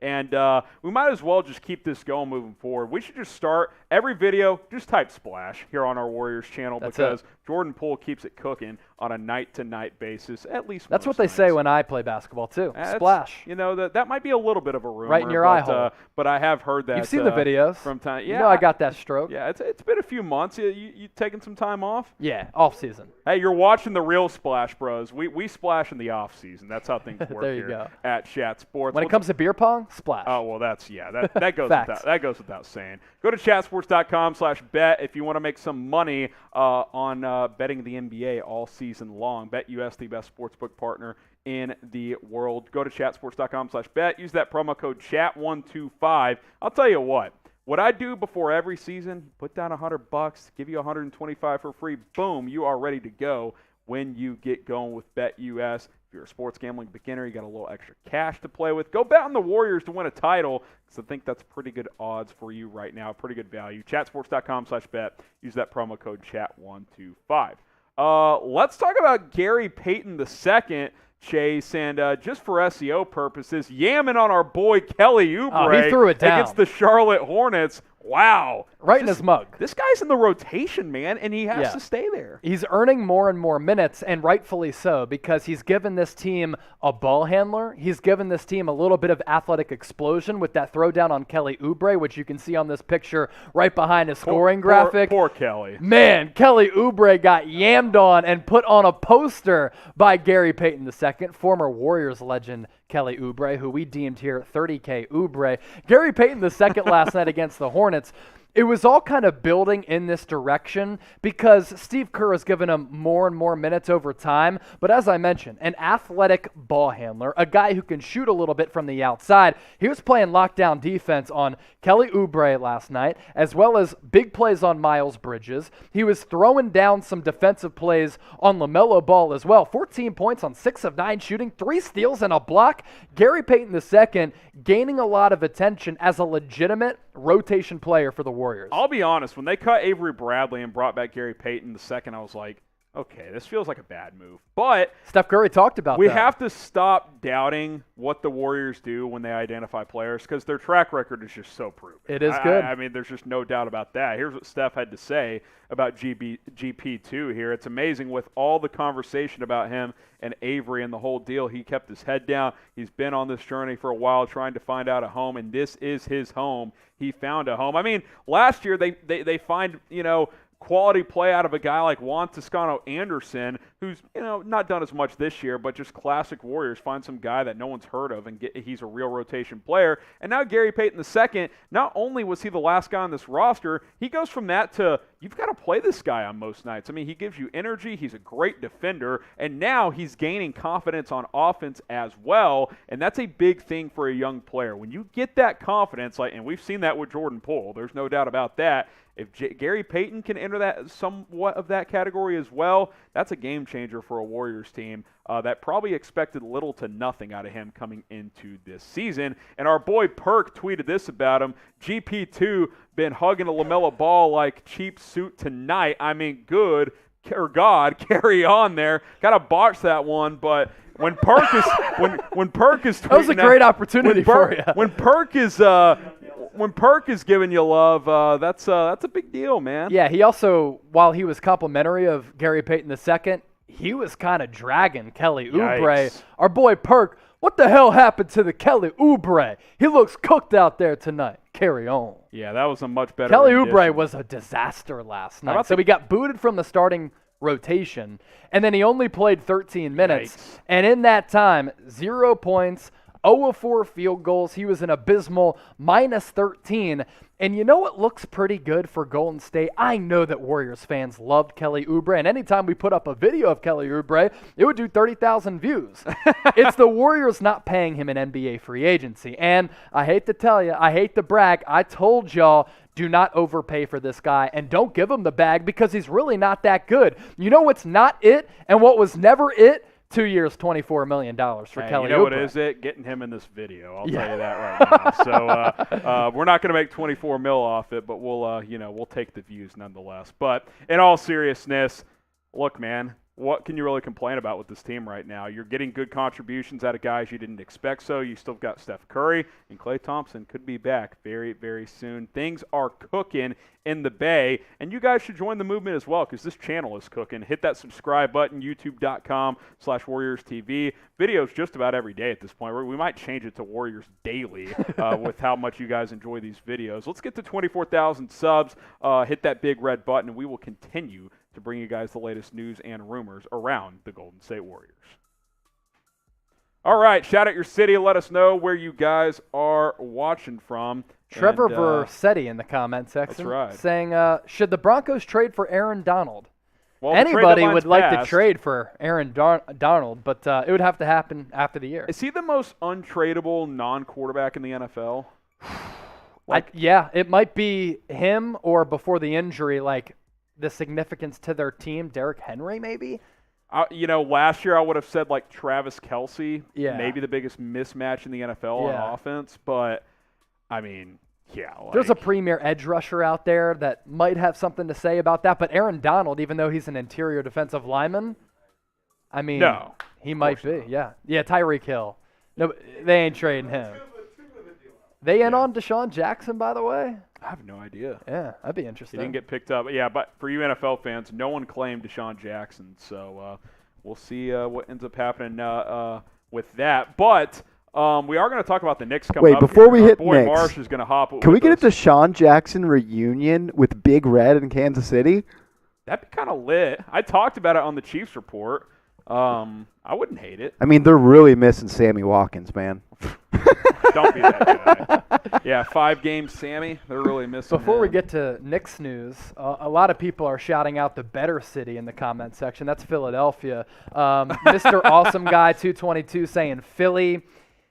We got Thomas Cash, Dublin. Jameer CP saying Philly, best city you heard. I heard that because I grew up there. Rashard Lee, Dallas. Okay. We ever going to run into Rashard Lee? We're in Dallas, Texas. I don't think so. Why not? Oh, did you say have we ever? I said, are we going? Are we ever going? Have we ever? No. Sorry, Rashard. Are we ever? Yeah, no chance. We'll yeah, Rashard Lee. Let's pop some bottles and get it. Toronto. Right. Shout out the. I don't know what the Cheltenham. Is that a? That's a Philly suburb. Yeah. See, I grew up in Westchester. I don't know anything about that. Yeah. All right, Cheltenham High School. We're going to talk about the Knicks here. Money Marsh is going to be joining us more for this segment. That's his squad. Hey, you might see Move him your cup, some Graham. more. You might see him on some more Knicks videos in the future. Who knows? Fucking Go better. ahead and let's get into this Knicks discussion. Any given Thursday, every Thursday here on Chat Sports, Harrison Graham, Chase Sr. Let's talk about the New York Knicks, and if you guys haven't subscribed to our Knicks channel, links below, youtube.com/KnicksTV. This team has lost a couple in a row, Chase. The offense has been very good, which we'll talk about that as a whole later on. Well, let's talk about R.J. Barrett. And I believe we've both done videos on him coming into this season about a potential breakout. Could this be an all-star type year? I don't know if he's quite playing at an all-star level, but pretty close. You see the numbers right there, 19, 5.5, and he's shooting almost 50% from the floor. You also see the three-point percentage here as well at almost 42%. R.J. Barrett coming off a couple of big games. This is the kind of next step we were talking about coming into the season. I tweeted this last night, and I should have included R.J. Barrett into my tweet. I have so much respect for guys who entered the league as raw players or entered the league with deficiencies with their game, but they go into the lab, put in a bunch of work to become better players. I'm talking about the Giannis's of the world. Jaylen Brown, Miles Bridges has become that this year. Yep. R.J. Barrett has to be in that discussion as well. Look, he was really good at Duke, and he was a highly touted recruit going to Duke, but he couldn't shoot, and there were holes in his offensive game. And last year, we were like, okay, R.J. Barrett, sophomore season, he's connecting on 40% of his triples. Can he duplicate that? Well, so far to start this year, he's been able to duplicate that. He had a 30-plus piece nugget over the last couple of days, and he's really been pouring in a lot of points offensively and is becoming a well-rounded offensive player and continuing to build on the momentum that he was really able to establish last year. And you can just tell R.J. Barrett is dedicated. R.J. Barrett has been in the lab. He's put in the necessary work to, Harrison, as you mentioned, become maybe a fringe all-star player. Yeah. And for producer Marshall Green, who's a Knicks fan, This guy's becoming a serious threat offensively, and I don't think this is any fluke because the numbers tell you he's only continuing to get better. Yeah, let me say this, and let's bring Marsh in here because he watches the Knicks every single night. Chase and I watch as much as we can, but he's the true fan here. I think he could be a star soon. He's not quite there yet. There's some inconsistencies from time to time, but he's shooting the ball well. He's been their most consistent shooter at this point in the season, and that's a very, very good sign. I think he's on the cusp of being an all-star. Will it happen this year? Will he have enough, good volume stats to get there? Maybe. From an efficient standpoint, he's definitely having an all-star season at 50% from the floor and over 41% from three, but they're so balanced offensively, which we'll talk about later on. But Marsh, you've watched just about every game of the Knicks. What's going on with RJ? We saw a little bit of this last year, but I think we're seeing 100%. More this year. It's no doubt that the offense for the Knicks is better when RJ Barrett is involved. Last 3 games, 35, 8, and 6, 27, 6 rebounds, and then 23, 5, and 3 last night in the loss. When RJ Barrett's involved, the ball just moves more because he's not a guy that has to dominate the ball to score. Yeah. He's a slasher. He's a backdoor cutter. He can run the fast break. He can lead the fast break. And now he's becoming a viable spot-up shooter. And when he's shooting from the corner, he is one of the best three-point shooters in the NBA. And the thing is, as good as Julius Randle is, he's really more of an ISO scorer, which is valuable because you need that closer, and he can be that, and he was that all of last year. But I think his numbers have taken a hit because of Barrett's improvement, 100%. Because of a guy like Evan Fournier coming on board, Kemba Walker, and so forth.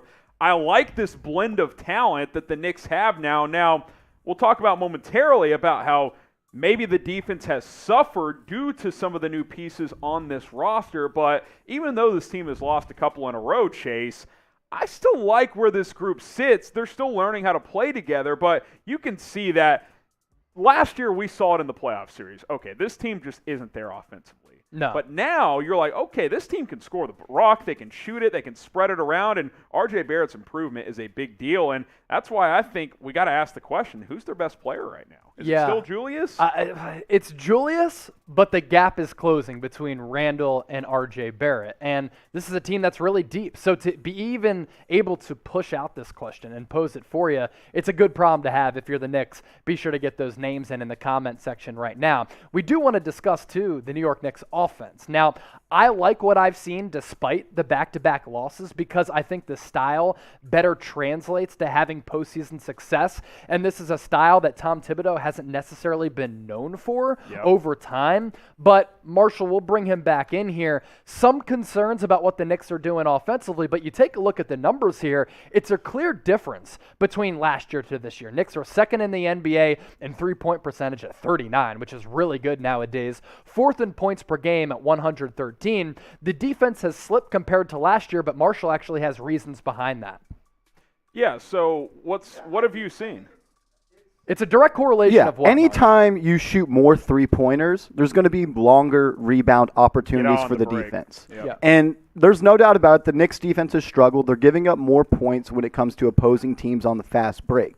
But at the end of the day, the Knicks last year were still playing a style of basketball that just really wasn't up to the modern day. And now when you have a team that can shoot and make 23 three-pointers in a game like this, you're better fit for the modern style, but I do think this team is drifting away from the Tom Thibodeau identity of holding teams to under 100 points. And right now, they just haven't done that often this year. And look, and I think that, and we can go three-cam here as we kind of dissect this a little bit more, but I think when you look at what this team is doing so far, I think a couple of things are at play. Yes, the defense has slipped, but I think you're seeing some evolution from Tom Thibodeau, which is a good thing because, look, you cannot try to win every game 90-88 in today's NBA. No. It's just Agreed. Especially in the playoffs, it's just you impossible. have to score. But what I will say, though, come playoff time, I think a guy like Tibbs is valuable because that's where you crank up the intensity a little bit. He can still scheme together stops. He can scheme no stops. doubt, but you need offense to complement. Yes. Yes. But I still think they have enough of this personnel where, sure, with Fournier and Kemba Walker starting, the defense isn't going to be as good. We just know that. 100% agreed. Can you... There's a trade-off. Can you be top 15, though, in defense and be top 10 offensively? Yeah. You'll take Supplement that. You will take that over top 5 defensively and 23rd offensively. 100%. So I think that's kind of the shift right now. Obviously, Tibbs is having to probably understand, okay, we're not going to be a lockdown defense, but if they can get back to being a little bit better on that side and continue to be this space it out, spread the wealth offensively, I think they'll take that trade-off all day. Yeah, and I think the longer the season goes, the numbers will start to balance out a little bit more. Yeah, I don't think the Knicks will end the season being a top 5 3-point shooting percentage team. Around Just like I don't 40% think too, I don't think they'll be a bottom 10 defensive team. I think it'll even out. But at the end of the day, we saw it last year versus the Atlanta Hawks. The Knicks could not manufacture offense besides a Julius Randle ISO. Or Derrick Rose. Yeah, and Derrick Rose, he looked like Chi-Town Rose last year. While I love him, you can't be relying on D-Rose at this point in his career. The one game they won was an Alec Burks flame. Fourth quarter dropped 22 that points. Can't be I think we were watching that game together. Yes, that can't be at the crib with. By the way, the fires are sizzling now. Y'all gotta get back over, right? Just like the Knicks offense. But I do want to outline this offense a little more, Marsh. I think we have the graphic of the leading scorers here. And last year it was so Julius heavy, where it's like if Julius doesn't go for 25, the Knicks aren't going to win a game. This year, they've got 5 guys, Chase, in double figures, led by Randall still, but last year it was like 25, 26 a game. Now he's at 20, 21 a game. You've got Barrett at 19 a game as well in the mix as well. We're trying to find the graphic. We may not have it, but the point remains, you've got 5 dudes that can score in double figures. Yeah, and we talked about this depth going into the season of it being so valuable. Not just relying on 1 or 2 guys, really, because they became so dependent on a Julius Randle ISO, like we said, or a Derrick Rose bucket late, or Alec Burks to go off. That's not sustainable. You know what is sustainable, though? Having a bevy of options like these guys on your screen right here, where any given night these guys can go off instead of just a couple of them. Yeah, and look, that doesn't even include the impact of a guy like Mitchell Robinson, which I know you've been very high on. Guys like Emmanuel Quickley and Obi Toppin who can give you stuff from time to time. When you have 5 guys that can score in double figures and you still have 3 or 4 other dudes, Nerlens Noel just came back the other night as well. This team goes 10-plus deep. And they're not just throw-in rotation guys. I think you have to be pretty pleased with this roster construction. And I think if guys like Barrett continue to improve, you're going to be in a good spot come playoff time. And with those 5 guys on screen, like everyone has said, that still doesn't feature guys like Alec Burks, who has taken over playoff games before. Emmanuel Quickley, he struggled. He's shooting about 30% from the field. But if he can become a more consistent player like we saw in his rookie year, if you can bring guys off the bench like Rose, Quickley, Toppin, and Alec Burks, that's 4 guys that can get 20 a night in a fury and very quickly. That's something that this team didn't have last year. This team goes 9 deep of guys that can carry the team offensively. I don't think Thibodeau's ever had an offense this good. No. I think even those I don't think that's a hyperbolic statement. Even those vintage Bulls teams, Chase, when you think about it, yeah, D. Rose was an MVP, and he could go for 30 a night. But, you think about the core players there. Joakim Noah, defensive-minded. Jimmy Butler at that time was more of a defensive player. Yeah. Now, though, it's flipped a little bit, and he's probably having to get used to that. But like Marsh said earlier, that's just what today's game is. Yeah, no question about that. So we ask you this. Which would you prefer for a Tom Thibodeau-led team? Would you rather be better offensively, better defensively, type O for offense, type D for defense? Get those votes in the comment section. And whether it's myself, Harrison Graham, producer Marshall Green, we're going to continue to pump out a bunch of Knicks videos here on New York Knicks Now. So subscribe now. Let's get to 3,000 subscribers ASAP. Head to youtube.com/KnicksTV. We launched this channel over the summer. It's been taken over like crazy. So you look at the upcoming schedule now before we wrap up this Knicks segment. Good test coming up, right? You got a couple of games with the Bucks at Philadelphia, snapping that 15-game losing streak to the Sixers. Snapped that earlier this year, but like producer Marshall said in my ear, they've lost 2 in a row. The Knicks have, so some good tests. 4 of those 5 games will be tough. You got to take care of business against the Cavs at home, of course, but at Charlotte's not easy. So we'll see what New York can do here. You let one get away against the Pacers team that just got red hot. But some opportunities to show probably on a couple of national stages what this team is made of here, Chase. Yeah, and I'm interested to see what exactly the Knicks are made of, because They played at MSG against Philadelphia, and really that game wasn't close at all. But then they've dropped a couple straight games. And look, that's going to happen during the course of an 82-game regular season schedule. But which Knicks team can we count on to be there on a night-in, night-out basis? And moving off of that, which Knicks team are we going to be able to get into the playoffs? It's a little bit hard to define what the Knicks exactly are right now. But, Marsh, what do you think? Yeah, I agree with a lot of that. The only thing that I like more so, obviously there's more talent on this team compared to last year for the Knicks, but they were so reliant on Julius Randle and ISO situations. It's almost impossible to duplicate that type of production and expect that production from Julius in ISO situations like he was last year. Yeah, like he's not too reliant on it. He's not Durant. They were throwing him the ball on the block last year like he was Melo back in New York. Seriously. And too many times this year they've done that. My number one concern with this Knicks offense is this. In the fourth quarter, when the games get tight, I know it's only been 8 games into the season, you're still figuring everybody out, but so far they have fallen back into when they need a bucket, it becomes this ISO Randle show. And I want to see a Julius Randle, RJ Barrett pick and roll be the feature of this offense, and I'm not sure that that's where this is going, but that's what I want to see. Evan Fournier on the weak side, ready to catch and shoot. One thing I have liked that I have seen a lot is Evan Fournier's the ball carrier or the ball handler. I'm sorry,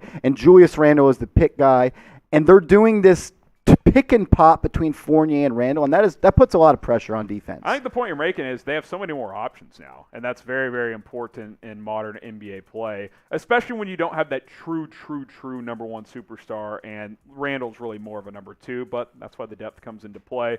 We'll ask you guys this before we move on here. What playoff seed will the Knicks get this year in the Eastern Conference? They going to be top 4, Chase? I think so. They were 4 last year. I know. Now the East has loaded and as deep as it's ever been in a long time. Yeah, there's no doubt about that. Let us know what you guys think down in the comments. All right, let's see. What are you guys thinking here? So I got over 200 people watching live. Appreciate you guys rolling Before we with get us. to Celtics, Robert Bruce asked a question about the Celtics that we should pop up because it kind of goes in line with what we're talking about. I think he used the hashtag NBA. If not, I can try to find it. But it's a good segue for us as a talking point if we can get to a true Chat Sports OG. Yes, this is it. Robert Bruce. Yeah, this is it right here. So he says, hey, Marshall, hey, Harrison, hey, Chase. Seems like a lot of dissension between Marcus Smart, Jaylen Brown, and Jayson Tatum. Do you see any of them being moved? Thanks. It's a good question because that dissension is real. I think I might be wrong on this. I think you have to wait till December 15th on Smart because he just signed that new deal. Yeah, probably means toward the NBA trade deadline. Sure. I guess if I had to rank them in order of likelihood, it would still be Smart is the most likely because he's the least valuable. I'll discuss in further detail momentarily. I still think Tatum is the piece they value the most. Maybe that's starting to change with Jaylen Brown and how he continues to improve, but to me, it's just Tatum, dude. He's the guy you got to keep long term. Yeah, no, I'm keeping Tatum. I think he's a generational talent. I'll expand on my thoughts here coming up in just a bit because, as you see at the bottom of your screen on the rundown, Celtics rumors are next. I think that Brad Stevens, now the president of basketball operations, is going to try and see this year if the Tatum-Brown pairing works. Yeah. And I think that's going to last through the NBA trade deadline. I think he wants to see if 2 elite young players under the age of 25 can coexist together with a brand new coach in Ime Udoka. And I think I agree with you in saying that, like, if Marcus Smart continues to complain about his offensive role and Tatum and Brown being the primary ball handlers and offensive generators, that maybe just trade him. I mean, I wouldn't have signed him to that contract extension. I was a little confused by that. That was the mistake, especially when they were actively shopping him before that. Yeah, it was weird. Very weird. We'll expand on all that because that's really a very similar topic to what we're talking about today, Robert. So you Celtics fans, you basketball fans, we're talking about the C's coming up here on any given Thursday. So let's go ahead and jump on into it here on AGT. Let's talk about those Boston Celtics. Once producer Marsh is ready, he was having to talk to our boy Chugs out there. He missed Chugs 40, by the way, but some Giants news going down or not? All right, here we go. Let's talk about the Boston Celtics here on Any Given Thursday by Chat Sports. You should subscribe to Celtics Today, which is what I was about to say. YouTube.com/CelticsTV. We have so many channels. I know. It's hard to keep up. Harrison and Chase, we're going to get into a lot here. And how about trading for Damian Lillard, Chase? You sent me this link. Jalen and Jacoby, who talk hoops for ESPN, they basically said, look, go get Damian Lillard, even if it means trading Jayson Tatum or Jaylen Brown. So we'll kind of talk about this. We'll talk about each guy, whichever guy makes more sense, and we'll explore this possibility. I'm not quite hitting the panic button just yet with the Jaylen Brown and Jayson Tatum tandem. It seemed as though Jalen and Jacoby were. And they were like, you know what? It's clear. It hasn't worked, and it's not working right now. Trade away one of the two, basically for Damian Lillard. Yeah. And this is something that we've talked about a lot. There's a lot of dissension going on within this organization. Marcus Smart calling out Jaylen Brown and Jayson Tatum prior to their game on Wednesday night, in which they finally won. There was a team meeting, which got really, really emotional.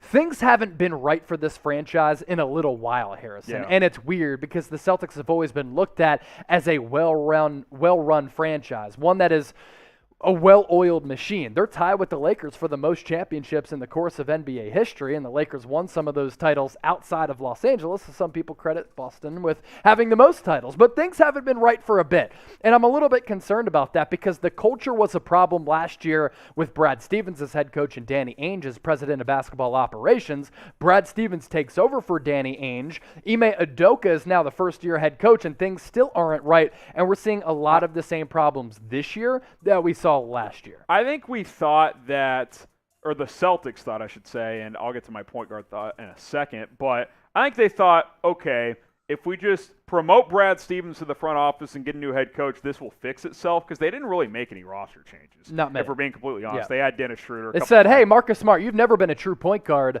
Let's sign you to a $50+ million contract extension so you can play point guard. 4 years, 77. Yeah, Almost even worse. $20 million Robert a year. Williams was the Robert 50. Williams, which Yeah. I didn't love that deal either, for being completely honest. To me, the biggest issue with the Boston Celtics is they don't have a point guard. They do not have a point guard. You can't just say, well, Marcus Smart is listed as a point guard, and he does some things well, so let's just pay him like a starting caliber point guard, and then he'll be one. Guys, Marcus Smart's been in the NBA for like 7 years. He is who he is. Now, he's a good player, and he has a role on this team, and he is valuable for any franchise because he can get hot shooting sometimes. He's an excellent defender. He's an excellent culture guy. He's the heart and soul of this team. All of that is true, but that doesn't mean you just magically wake up and you're a good point guard. He's never been that. Even at Oklahoma State in college, he was not a point guard. He was I'm the best player on this team, so I'm the one who brings the ball down the court. That's what he was.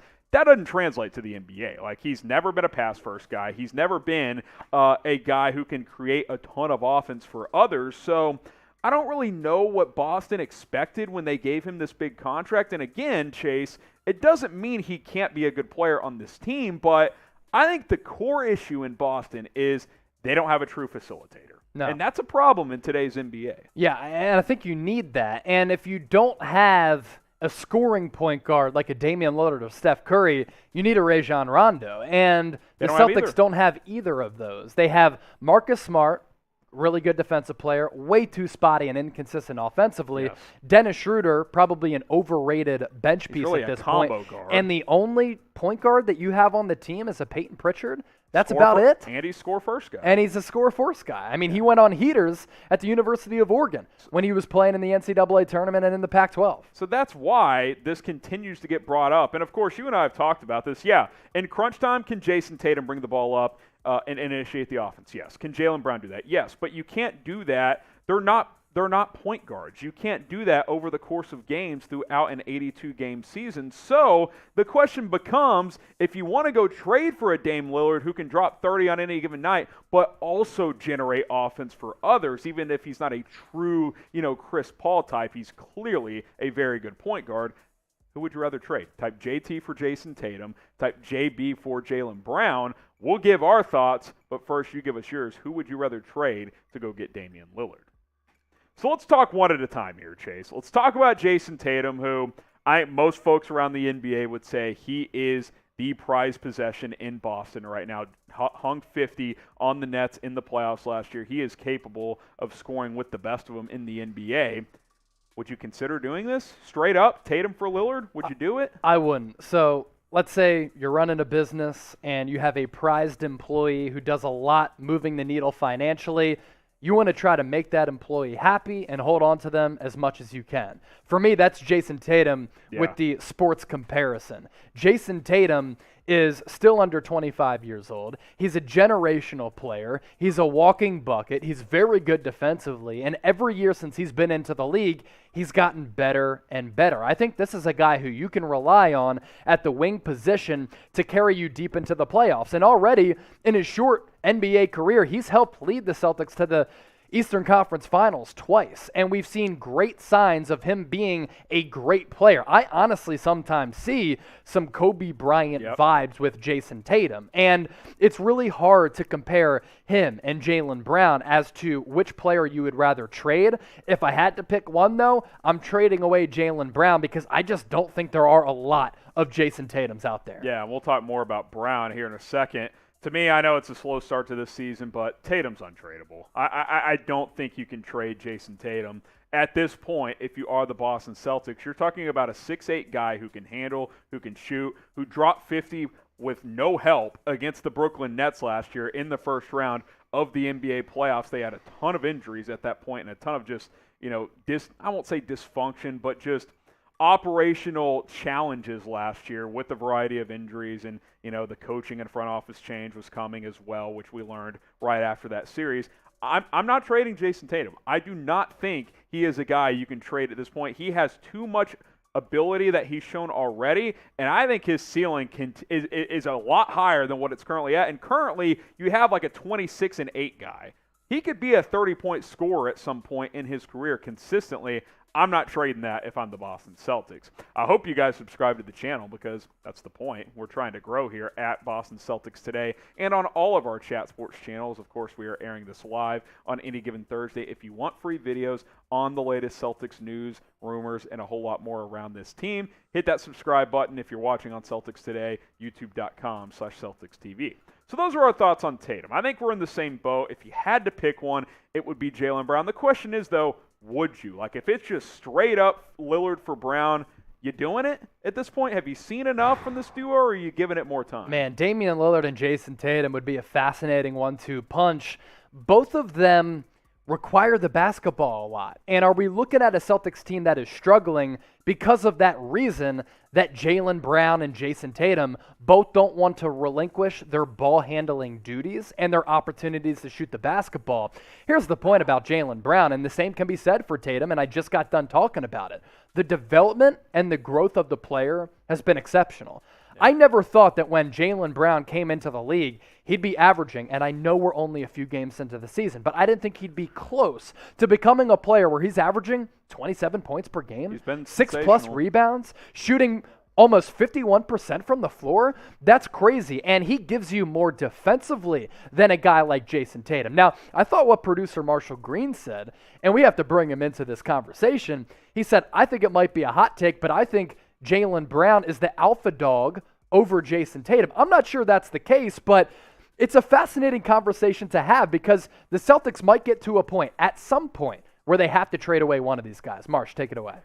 Yeah, and I say that because at the end of the day, I like my best player to be able to lead the offense. Jaylen Brown can clearly do that, averaging 27 above 50% from the field. But he also has that dog in him where it's like, nah, I'm guarding their other team's best player. I'm not holding that against Jayson Tatum because I think he is more developed and has a higher ceiling on the offensive end.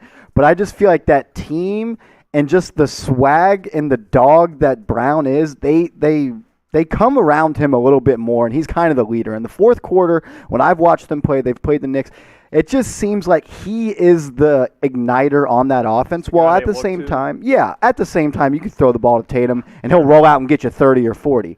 But at the end of the day, I think the more complete player is Brown. But I do want to say, if I were to build around one player on the Celtics, it would be Tatum because I think his ceiling is higher. That's kind of my point. And look, I think if I had to pick one, I would trade Brown. Now, I would let this play out a little longer. But say they're around 500 at the trade deadline and Portland's like, we'll give you Dame for Brown straight up, I think that's something I have to heavily consider for that point, and I would probably do just because Yes. Can Brown ignite the offense? Yeah. But Dame can give you some playmaking, even though he's a score-first guy. He's going to give you 5, 6, 7 assists a game. Brown's at 2.5 assists a game. He doesn't necessarily make others around him better offensively. Now, to Marsh's point, he can go lock down a dude, and Dame ain't doing that. So I certainly understand that. But when I think of the Boston Celtics, I think of a team that's always trying to win championships. That's how it should be. And I think Danny Ainge missed some opportunities over the last half decade. He held on to assets. He held on to assets. He held on to assets. Now gotten a lot of superstars. Now it's the Brad Stevens show. Does he have a different approach, or is he going to be patient with this duo? We'll see what happens. It's definitely going to be interesting. We did get a super chat on this topic. Let's let Silas weigh in here. You win playoff games with defense. When you're off, you got to get to the line. You also need to make others better. Chayson gives you 1 of 3. Tatum does. Tatum. It's actually an interesting point. It is an interesting point. I think Tatum's a better defender than what people give him credit for. Yeah, he's not Brown. But I'll also argue this, Silas. Tatum, I think, does make players around him a little more because he's drawing more double teams than Jaylen Brown is. Jaylen Brown, as good as he is, how often are teams actually doubling him? You can't, because then you're leaving Tatum open. And you can't do that. So I get what you're saying, and Brown's definitely a better defender, but hey, this is why we do these shows, because it's open up for debate, and that's why we're the most interactive YouTube channel here on the internet. This is something that I've just been thinking about so much over the last couple of days because the takes are always churning. When do we start to worry about Jaylen Brown and Jayson Tatum? I mean, they've been together for a little while. There's been some postseason success, but again, these issues continue to surface about there being a cultural problem within the building. And I know that some people will point to it being ownership, front office, roster, Danny Ainge, Brad Stevens, but clearly on the court, and I'm speaking specifically on the court, Jayson Tatum and Jaylen Brown just aren't really combining or meshing in a way that maybe I envisioned a couple of years ago. And if they go out there this year, and both of them are still on the Celtics after the NBA trade deadline, and they finish 500, maybe a little bit below or a little bit above 500, that's just not up to snuff for what this Celtics fan base and the organization expect. And I saw somebody in the comment section saying this is a bridge year for the Celtics. I disagree. You have two of the, let's say, top 20 to 30 players in the league. Tatum's probably on the cusp of being top 10. It's not a bridge year when you have those guys. Now, could you have done more in free agency for this to, be a little bit of a better team potentially? But I don't know. My worries about this tandem starting to grow just a little bit. Not pressing the panic button just yet, but my concerns are growing. It's kind of like a poor man's Kawhi and PG. They're both superstar talents, but Kawhi and Paul George don't really lift each other's games because they're so similar. Yeah. It's the same with Tatum and Brown. They don't really – I'm not saying they can't play together. I'm saying Tatum's presence doesn't necessarily make Brown better and vice versa. And I think that's what we've seen in Portland over the years is CJ and McCollum, they can average 60 combined, but they don't really elevate one another or enough around them, which is why there's always been chatter of splitting those guys up. So what do you guys think? We wrap it all up. Should the Celtics trade for Dame if it means getting rid of Tatum or Brown? Type Y for yes. Type in for no. Certainly a good discussion. Get your votes in down in the comments. All right. Let's see. L2 Cloud says, I love Chase. I love you. JB for Ben Simmons. No. Kevin Harris saying Tatum trash. Now, he's been trash at moments this year, but he's not trash. Guys, we're like 8 games. D'Angelo Russell from I'm the Man, please no. No, that's ridiculous. I thought Harrison made a really good point right there. These two guys are so similar, and they do things kind of the same. Yeah. They don't make each other better, Yep. and I understand they make it easier on each other because you can't double Brown and you can't double Tatum. But their games overlap so much. They just don't make each other better. Yes, they make it easier for each other, but they don't work together to make each other better or the team better. And I think that goes back to my initial point is that's where the lack of a point guard's a problem because you're relying on these two guys, and this is what Marcus Smart was bitching about. It's like, oh, it's just the JB and the Tatum show, and I just sit over here. And it's like, well, that's because you're not a point guard. That's why you're sitting over there. That's the problem. So the pressure is on these two dudes to carry the load, which they can average 60 combined, Chase, but they're not like helping a third guy give you 17. You know what I mean? I think that's the issue. Yeah, and so many times, like, we see these top-heavy rosters, they just don't work. And I don't like the Celtics bench. I don't really like their starting five outside of these two guys. And I feel like a Rondo point guard would do wonders for a team like this. Not Rondo now. I'm speaking Rondo when the Celtics won the title back in 2008 level Rondo. We talked about the Knicks before. Would you rather have the Knicks starting five or the Celtics? I'll take the Knicks. Even though the Celtics have two better players than anyone the Knicks have, you could argue the Knicks have what? The next six best players? Yeah. No, I'm with you. I get it. We live in this world of big twos and big threes, but if you don't have good pieces around those big twos and big threes, it doesn't matter. And I think that's the issue with the Boston Celtics right now. All right, we're shifting off NBA here. James Franklin, the head coach of Penn State, could be on the way out. And if he is, who could replace him in Happy Valley? Let's discuss here on Any Given Thursday. Let's talk college football here on Any Given Thursday. Harrison Graham and Chase Sr. with you. And James Franklin, a lot of drama over the past month or so. Penn State has lost 3 games in a row, Chase. You grew up on the East Coast in the Philadelphia area. You covered Penn State football a little bit. Feels like there's a decent chance he's on the way out the door, which is why we might take a look at some candidates here to replace him. Yeah, I think you and I are in agreement that James Franklin hasn't handled these college football coaching rumors all that well. No. And I followed this program my entire lifetime. I covered Penn State when I was working with WNEP in northeastern Pennsylvania. Right now, Penn State is in a position that it hasn't been in quite some time. They've lost 3 straight games. They weren't even included in the college football playoff rankings. He recently changed agents to Jimmy Sexton, who represents the likes of Lane Kiffin, Nick Saban, Kirby Smart, Steve Sarkisian, and some of the top college coaches across the college football landscape. And there have been a lot of rumors churning about James Franklin's interest in USC and USC's interest in James Franklin, but then you have other programs who are starting to enter the equation like the LSUs of the world.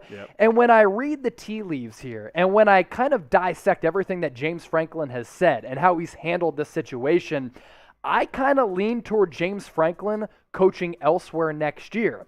He deserves credit for carrying the momentum that Bill O'Brien had started. He has the top recruiting class in 2022. He has continued to make Penn State nationally relevant as a top 10 program, but hasn't broken through with the staple victory. And I think that while he might leave, Penn State fans honestly might be happy and content with that because they think that they can possibly get another better coach, and we'll take a look at some of those better options potentially coming up here in just a few moments. Yeah, so we'll ask you, and by the way, they might lose 2 or 3 more games. At Maryland, they still have Michigan State. Maryland's going to be a tough game. They still have Michigan State and Michigan as well. This could be 7-5 or 6-6. Disaster. Will this be Franklin's last year at Penn State? Type Y for yes, type in for no. Get your votes down in the comments, and after this YouTube ad break, we'll take a look at the top 10 candidates to replace him. All right, at number 10, and the back end of this list, I don't love, Chase. I love the top 5, so we'll spend more time on those. Yeah. Dave Clawson, Wake Forest. He's been getting some buzz because he's got Wake having a great year this year. Depending on when you're watching this, they're either undefeated or have just 1 loss. Play at North Carolina on Saturday. Look, you got to give him credit for what he's done this year. The reason I'm not high or super high on Dave Clawson, though, is Wake Forest a hard job to win at? Absolutely. I think he deserves a lot of credit there. But he's basically been 500 there before this year. So, I mean, like Penn State, is that what you're looking for?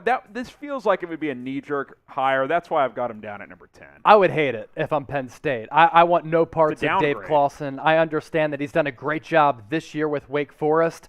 I also don't like the next candidate either. That's Pitt coach Pat Narduzzi, who, like Dave Clawson, hasn't had really a massive amount of success. It's really one great year to lean on. Now, Pitt fans are probably saying, we beat Clemson when they were nationally relevant a couple years ago, but outside of that, they haven't really done much. Has Kenny Pickett balled out this year? No question, but no on Pat Narduzzi, no on Dave Clawson. Yeah, Penn State is not a job that, we upset a powerhouse every once in a while. No, they're a blue blood. Like, sure, they're not Ohio State, but they're like a tier 2 blue blood in college football. You don't hire a coach that is known for occasionally pulling off an upset, and that's kind of what Narduzzi's been at Pitt. I mean, he was on the hot seat like 2 years ago, so it's not like he's just lit it up for the Pitt Panthers over the last 4 or 5 years. I want to ask you guys this. If, assuming Franklin goes, which, a lot of time to play out here, should Penn State hire an offensive or defensive coach? Type O for offense, type D for defense. It's obviously fascinating. I think where the sport is heading. In most cases, I would vote offense, but obviously it depends on what kind of candidate you should want. Let's look at Marcus Freeman here, the defensive coordinator at Notre Dame. Very young, early 30s. He was the DC under Luke Fickell last year for Cincinnati. One of the real up-and-coming defensive-minded coaches, Chase. I thought James Yoder brought up a good point. I've only got him at number 8. If Fickell leaves Cincinnati, that might be the natural replacement there. Yeah. Penn State might be a little bit of a jump at this point, but this guy's coming. Yeah, Notre Dame's defense has really been up and down, but this guy is widely respected in many, many circles as being a prime head coach candidate. Now, is he ready to take the reins of a program like Penn State where there is a lot of pressure and they have a nationally renowned brand? I'm not sure. Yeah. I do think, though, that Cincinnati would be the better role for him because I'm not sure that Marcus Freeman is ready to the likes of Penn State. Mark Stoops at number 7. Look, I know they lost the second game, but, dude, it's Kentucky. Yeah. To have this team in the top 20, I believe for the second time in 3 years. Yeah. Like, it's Kentucky, guys. Like, what he's done there is incredible. Now, and there's a group of coaches like this, like, are they better off maximizing middle-tier programs than actually, like, getting the best out of blue blood programs? Because I think there are a group of coaches, and I'd put Mike Leach into this category. You put Mike Leach at Alabama, it's probably a disaster. But can he maximize Washington State, Texas Tech? Yeah, he's proven to do that. He's doing a good job at Mississippi State now. He's got them in the top 25. I kind of think Mark Stoops is in that category of coaches, but I do think he's a guy that deserves to get interviewed by some of these top jobs.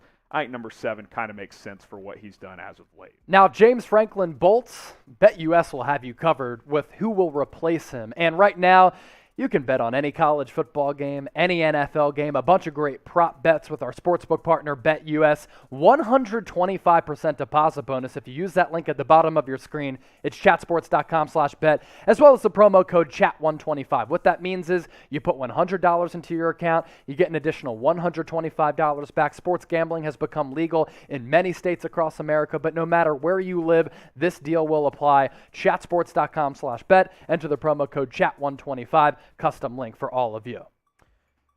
One more guy until we get into the top 5. And look, you have to mention Bill O'Brien because he took on the challenge of being the guy after the Paterno debacle. Yep. And look, we're not going to sit here and say Bill O'Brien was winning 11 games a year or anything like that, but he stabilized an unstable situation. And look, everyone can laugh about how bad the Texans thing went.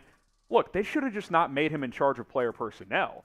They were winning games with Bill O'Brien. They were going to the playoffs almost every single year. It's just you basically made him the GM, and that was a bad decision. He should not have been the GM. Yeah. As a coach, good offensive mind. I think Bama's offense was better under Sark, but he's still done a good job with Bryce Young this year. I don't love Bill O'Brien. I've got him at number 6. I think there's better guys out there, but I respect him for taking that challenge head on about, 8-9 years ago now? Yep. And I still think he's a guy that will get another opportunity of being a head coach in college football. Penn State football was on the death mat. Yep. Everybody wanted that program to be canceled. And I didn't agree with the NCAA at the time taking away Joe Paterno's wins, but it was an ugly, ugly situation. And for Bill O'Brien to build the program back up, allow them to survive, and bring about a lot of success is a hell of a job. I mean, I put it up there with what Matt Rule was able to do at Temple University and Baylor. I used to do a podcast with former Penn State quarterback Matt McGloin, and he talked very highly of Bill O'Brien. And yes, look, while the Houston Texans' tenure kind of fizzled a little bit, it fizzled because he had way too much player control over the roster. Yes. In terms of winning games, they were making it to the playoffs almost every year, and I'm not sure that ownership with the McNairs was all that great with the Houston Texans. One question I'll ask you here. Yeah. Bill O'Brien or James Franklin?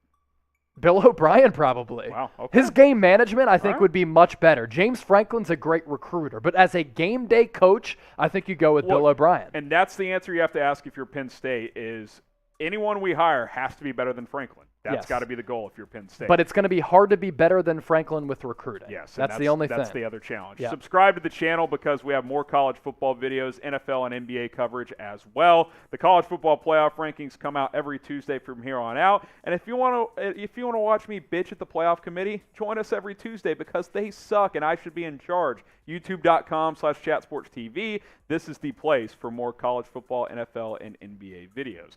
Let's get into the top 5. And you and I may have debated this. I can't remember where you were at. I like the idea of Moorhead a little better than O'Brien.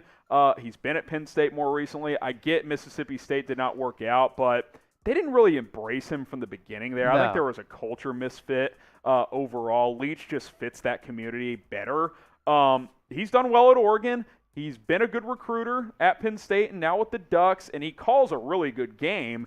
I think Joe Moorhead's a guy that would be in my top 5 for Penn State. Yeah, and again, a lot of this comes down to recruiting, and a lot of people will say, too, Moorhead's tenure with Mississippi State was a disaster. But I don't really think he was given a chance from the get-go. 2 years is like no time. 2 years is no time, especially in a really competitive conference like the SEC, especially with where Mississippi State was. Look, when Joe Moorhead was the offensive coordinator with Penn State, Trace McSorley, Saquon Barkley, Deshaun Hamilton, they won the Big Ten championship game and arguably should have gotten into the college football playoff.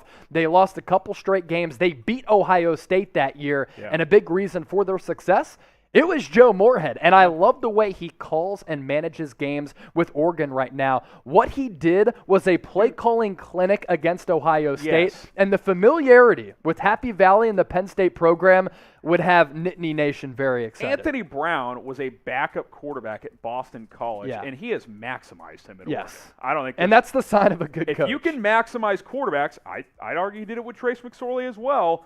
That is very valuable at the end of the day.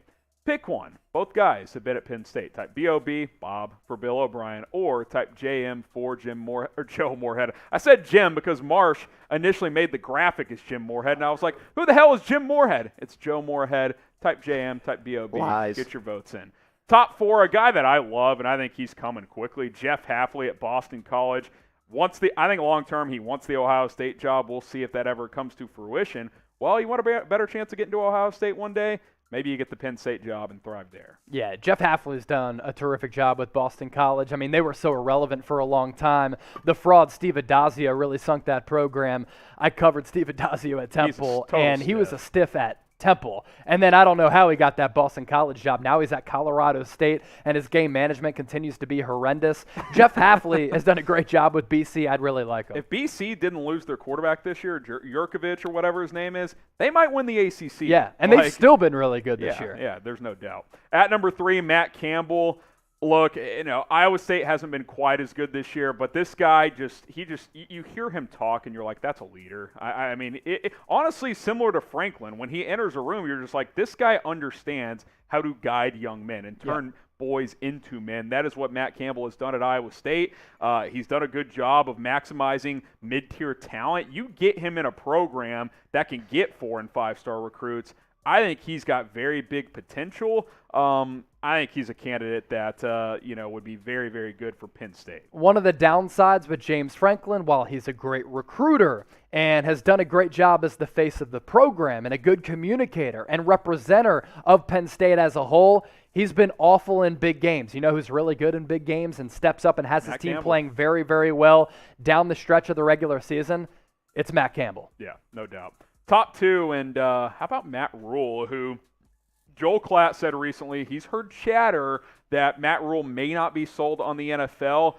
I don't know if he would bolt Carolina after 2 years, but if Penn State's like, we'll give you $8 million a year, and if he does like college more than the NFL, you're telling me he's not considering that? Yeah. I think you got to call Matt Rule if you're Penn State, and I think he'd be an instant upgrade from James Franklin. I went from covering Steve Adazio at Temple to Matt Rule, and the difference in the gap couldn't have been larger. Yeah. I can't speak highly enough of Matt Rule for what he is as a culture builder, as a guy who develops relationships. His coordinators are always really, really good. He's been an excellent recruiter. His teams are always very well and there coached. have been some rumblings, like you said, about him going back to the college ranks. He went to Penn State, has some ties there, loves that program, came up under Joe Paterno. If there's one college job that Matt Rule, I think, would be interested in, it could be Penn State. And if there's one guy who could be there for a long time and be beloved, I'd love to see the face of that program be Matt Rule. He's excellent in all phases, relationship guy,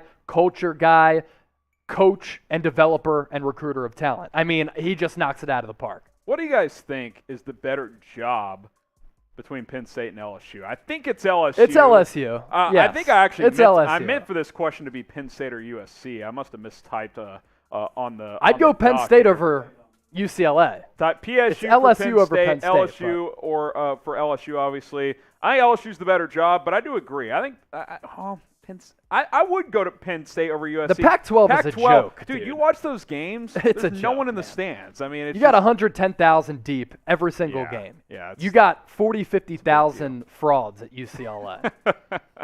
Let's get to number one. 1 and 2 could be interchangeable here. I think 1's more realistic because I still think it would take a lot for Rule to bail after 2 years in the NFL. Luke Fickell, listen, I mean, what can you say, right? I mean, the guy has Cincinnati humming right now. And by the way, the disrespect from the college football committee is a joke. Yeah. They go on the road and handle Notre Dame by multiple scores, who the committee has in the top 10, and they won't put them higher than 6. That's disrespectful. Luke Fickell. And honestly, though, on the flip side of that, if you're Fickell, Chase, yeah, Cincinnati's going to the Big 12. Do you want to wait 3 or 4 years? No. 3 or 4 years to maybe get into the college football playoff? Cincinnati ain't paying you what Penn State is paying you. Well, but my thinking was, if you're Fickell, maybe he'd be more patient, knowing that, okay, this could be the year he makes the playoff. I don't see how Cincinnati makes it in this current system, and that was proven on Tuesday night. Dude, if Penn State comes calling, you got to go, man. And if I'm Penn State, I'd offer him $7 to $8 million a year, Yeah. which is more right now than James Franklin is making. And Luke Fickell might be a candidate for an LSU or a UCLA. Yeah. I just think he fits USC. the mold of a Big Ten coach. Yeah. I just think he's wants perfect in the Big Ten. Look, he's wants already the in Ohio Cincinnati, State. Ohio. Go eastward to State College in Happy Valley. And we're not talking about Luke Fickell just being a good coach over the last couple of years. No. He takes over Cincinnati in 2017. They go 4-8. From there, 11-2, 11-3, 9-1 last year. They lost in the Peach Bowl against Georgia, who is now number 1 in the country. I think by far and away the top team in the country. And now 8-0. So the last 2 years, Cincinnati is 17-1. And I think, honestly, if they were to get in the college football playoff, they could compete with some of the teams that are going to be in there. I'll ask you this. Who would win on a neutral field, Cincinnati or Oklahoma? I think Cincinnati would win. I think Cincinnati wins. I do, yeah. I think Cincinnati could compete with Ohio State right now, too. So do I. Who will be Just Penn saying. State's coach in 2022? Those are our top 10 candidates. Let us know who you guys think will be leading the Nittany Lions. And, yes, it could still be James Franklin, although I don't think it will be. All right, one segment to go, and if you have any thoughts. Tom Downey's get some burner account shout-outs loved in. that segment because he went to Penn State. Best ice cream in the country, He goes, too. They do "Screw have James some good Franklin," he ice cream says. there. That's funny. Oh, man. He also thinks PSU is the better job, but he did admit that he's biased. Yeah, LSU's a better job than Penn State, but I do think Penn State might be a better job than SC. That's why, dude, if I was SC, I might be angling to leave the Pac-12 at some point. I think the Pac-12 is, when you can't sell out most of your games as a conference, that's not a good look. Someone says Lane Kiffin. I don't think that's the right fit for Lane. He's more of a Southern guy, I think. Yeah. Just personally, but you never know. You never know what would happen. Our final segment, as always, is our NFL picks against the spread. I feel like there's a lot going on, by the way, on Slack. Am I missing anything substantial here? Nah, not really. We good? Yeah. Okay, all right. Sounds good. All right, I'm looking at the wrong thing. Let's get this done. Let's go through our picks against the spread. You ready to knock this out, Chase? Yes, so we sir. can get to some Thursday night football. Who do we got tonight? Colts, Jets? Yeah, fuck that game. Jets, Colts, that ain't it. No. All right, let's get into our Week 9 picks against the spread. Harrison Graham, Chase Sr. wrapping things up here on Any Given Thursday. NFL Week 9 is here, and as always, we make our picks against the spread. Us two, producer Marsh, and we'll sprint through our picks for the entire office as well. But real quick, let's get you caught up on the standings. Things have tightened up. At the top, we have three guys in a three-way tie here. You see who's James there. Yoder, producer Marsh, and nice. Tom Downey at 23 and 17. You've rallied too a bit, Marsh. 23 and 17. Hey, You're humming. I'm up to 20 and 20. I'm in the top 5, baby. Let's ride after a 1 and 14. Can't see you down there, Graham. Yeah, you can't see me because it's on the same screen. Second tier here, Jack and Matthew are at 20 up, 20 down. Bunch of guys at 19 and 21. You know who we can't see, Marsh. It's a bloodbath for Chase Sr., who's all the way down at 14 and 26. You're losing the cup. I'm going to give you the floor.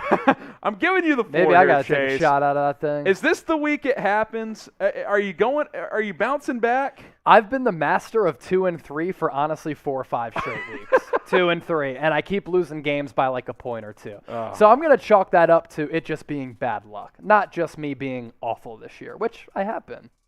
So let's hear it. Will I finish in last place? Type Y for yes, type N for no. Look, I'm embarrassed by the performance. I have no excuses.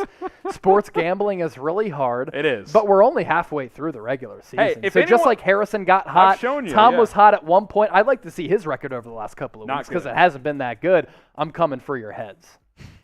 Let's get into it. 20 up, 20 down. I'm looking to stay hot, baby. The under 46 in the Texans-Dolphins game. I liked it more when I knew that Davis Mills was going to start. It looks like it might be Tyrod Taylor, but I still feel okay about it. Bengals minus 2.5 against Cleveland at home. OBJ drama. Gimme Cincinnati after that embarrassing loss on Sunday to the Jets. I like the Eagles plus 2.5. Chargers have struggled their last 2 games, cross-country flight. Eagles getting 2.5 at home. They just exploded for 44 in Detroit. I like that. Hey, the Raiders have been resilient. More, resiliency is going to be needed, but the Giants have a lot of COVID issues. Give me the Raiders in New York, only 3-point favorites. I think they can cover that. Joe Judge is the stiff, and then the over between the Titans and the Rams, 53.5. I thought it'd be 55-56. I think that that's going to be a shootout in Los Angeles. While I do sit here at 14 and 26, I'm pretty confident about my picks this week. Eagles 2.5-point dogs at home against the Chargers. Justin Herbert never saw a fan base like Philadelphia in the Pac-12. That's for damn sure. Panthers are 4-point dogs at home against the New England Patriots. I think the Patriots win by a field goal because I honestly think they're bordering on becoming a top 10 team. Mac Jones, highest rated quarterback since week 5. Okay, Jack's hard. Bengals minus 2.5 against the Browns. I think Cincinnati able to win by a field goal. Vikings plus 6 against the Baltimore Ravens. And I think the Raiders, they rallied after the John Gruden situation. I think they rally after the Henry Ruggs situation as well. Shout out to them and Derek Carr for being the ultimate leader. By the way, Jack Lauderay, our great producer here, who's just a madman with putting together graphics, he's a Patriots fan. As we bring in Marsh here, we'll get to his picks in a second. Look, if you need to battle adversity, go face the Giants because they fucking stink. Take it easy. Take it easy. All right, let's get. All right, I got my number 1 pick being the Chargers versus the Eagles, and the fact that both you guys are on. Oh wait, no, that's what it was. Yeah, that's what it was. That's why I'm at the top. But yeah, I like the Chargers over the Eagles more so now that both of you are on the Eagles. I feel more confident. Have you seen my last month and a half? Yeah, you're still looking up to me. Justin Herbert's going to tear that Philly defense apart. It's the bounce back week for Herbie. I also like the Ravens versus Minnesota. The Ravens, they lost last week. Yeah. I like the Ravens this week. They get a lot of pressure on quarterbacks, and Kirk Cousins statistically is one of the worst quarterbacks in NFL history against the pressure. Yes. I also like the Patriots -4 at Carolina. Carolina, I think they're a bunch of frauds. One of the worst 3-0 football teams of all time. Matt Rule, I don't know if he's ready to lead that team. I'm a little concerned now that Christian McCaffrey is back. I also like the Raiders against my New York Football Giants for one reason and one reason only. The Raiders, they are at the top 5 in the NFL and getting pressure on the quarterback.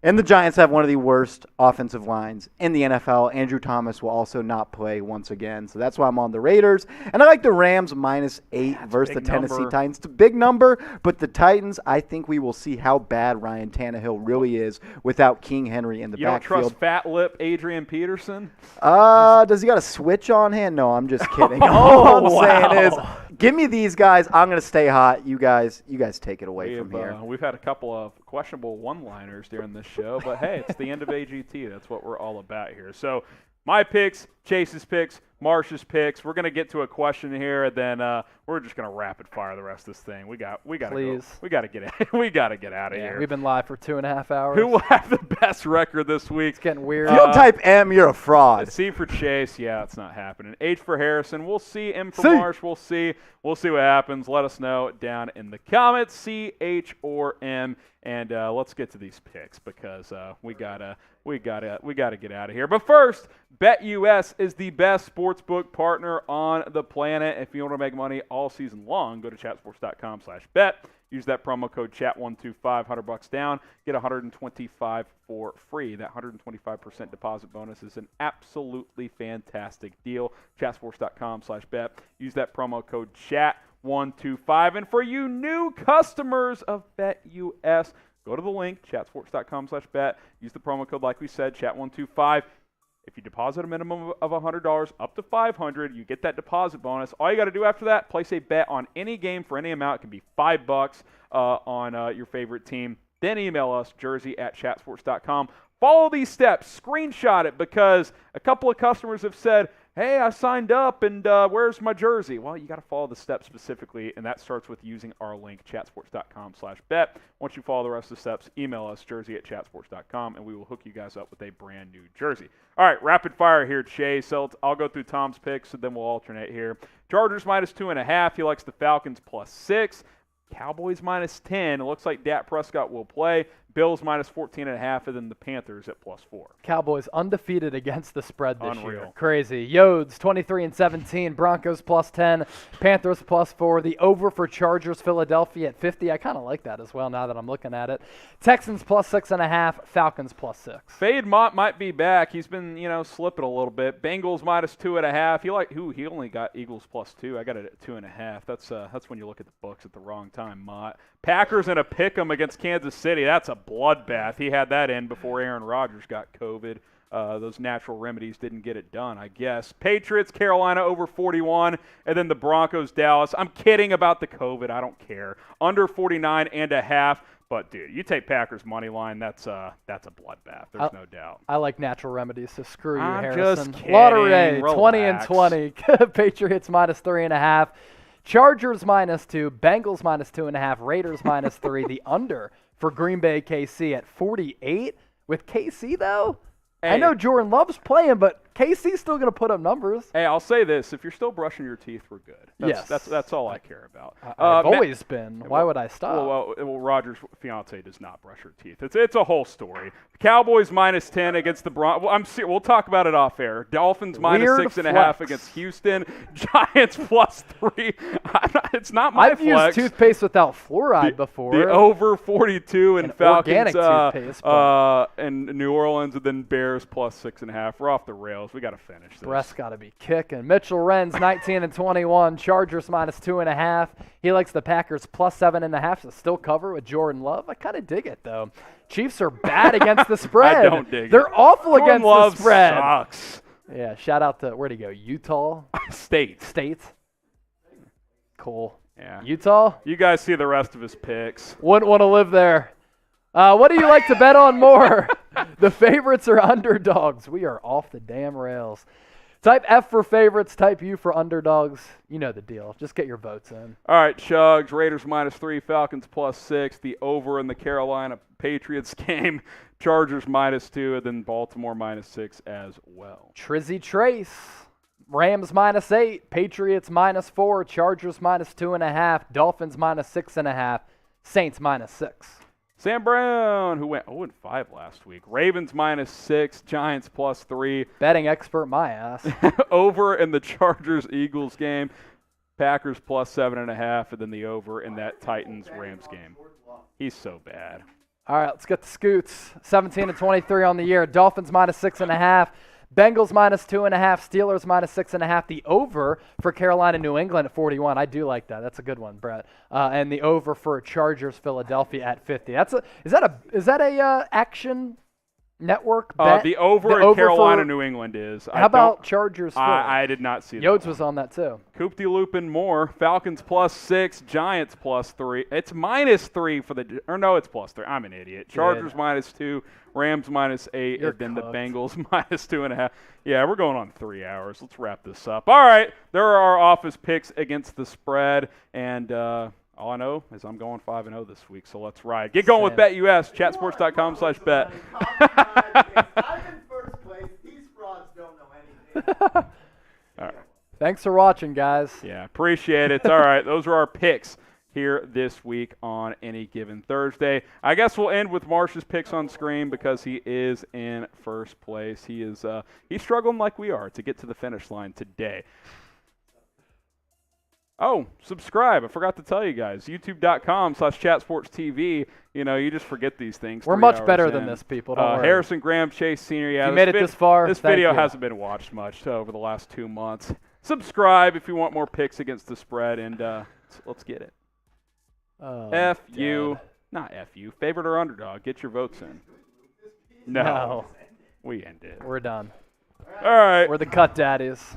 All right, F for favorite, U for underdog. What's your thing? We gave enough shout-outs. Thanks, everybody, for watching. Adios. Chase, Harry, Marsh, we're out. That looks good, Marsh. Brush your teeth, folks. That's all I got to say. See ya.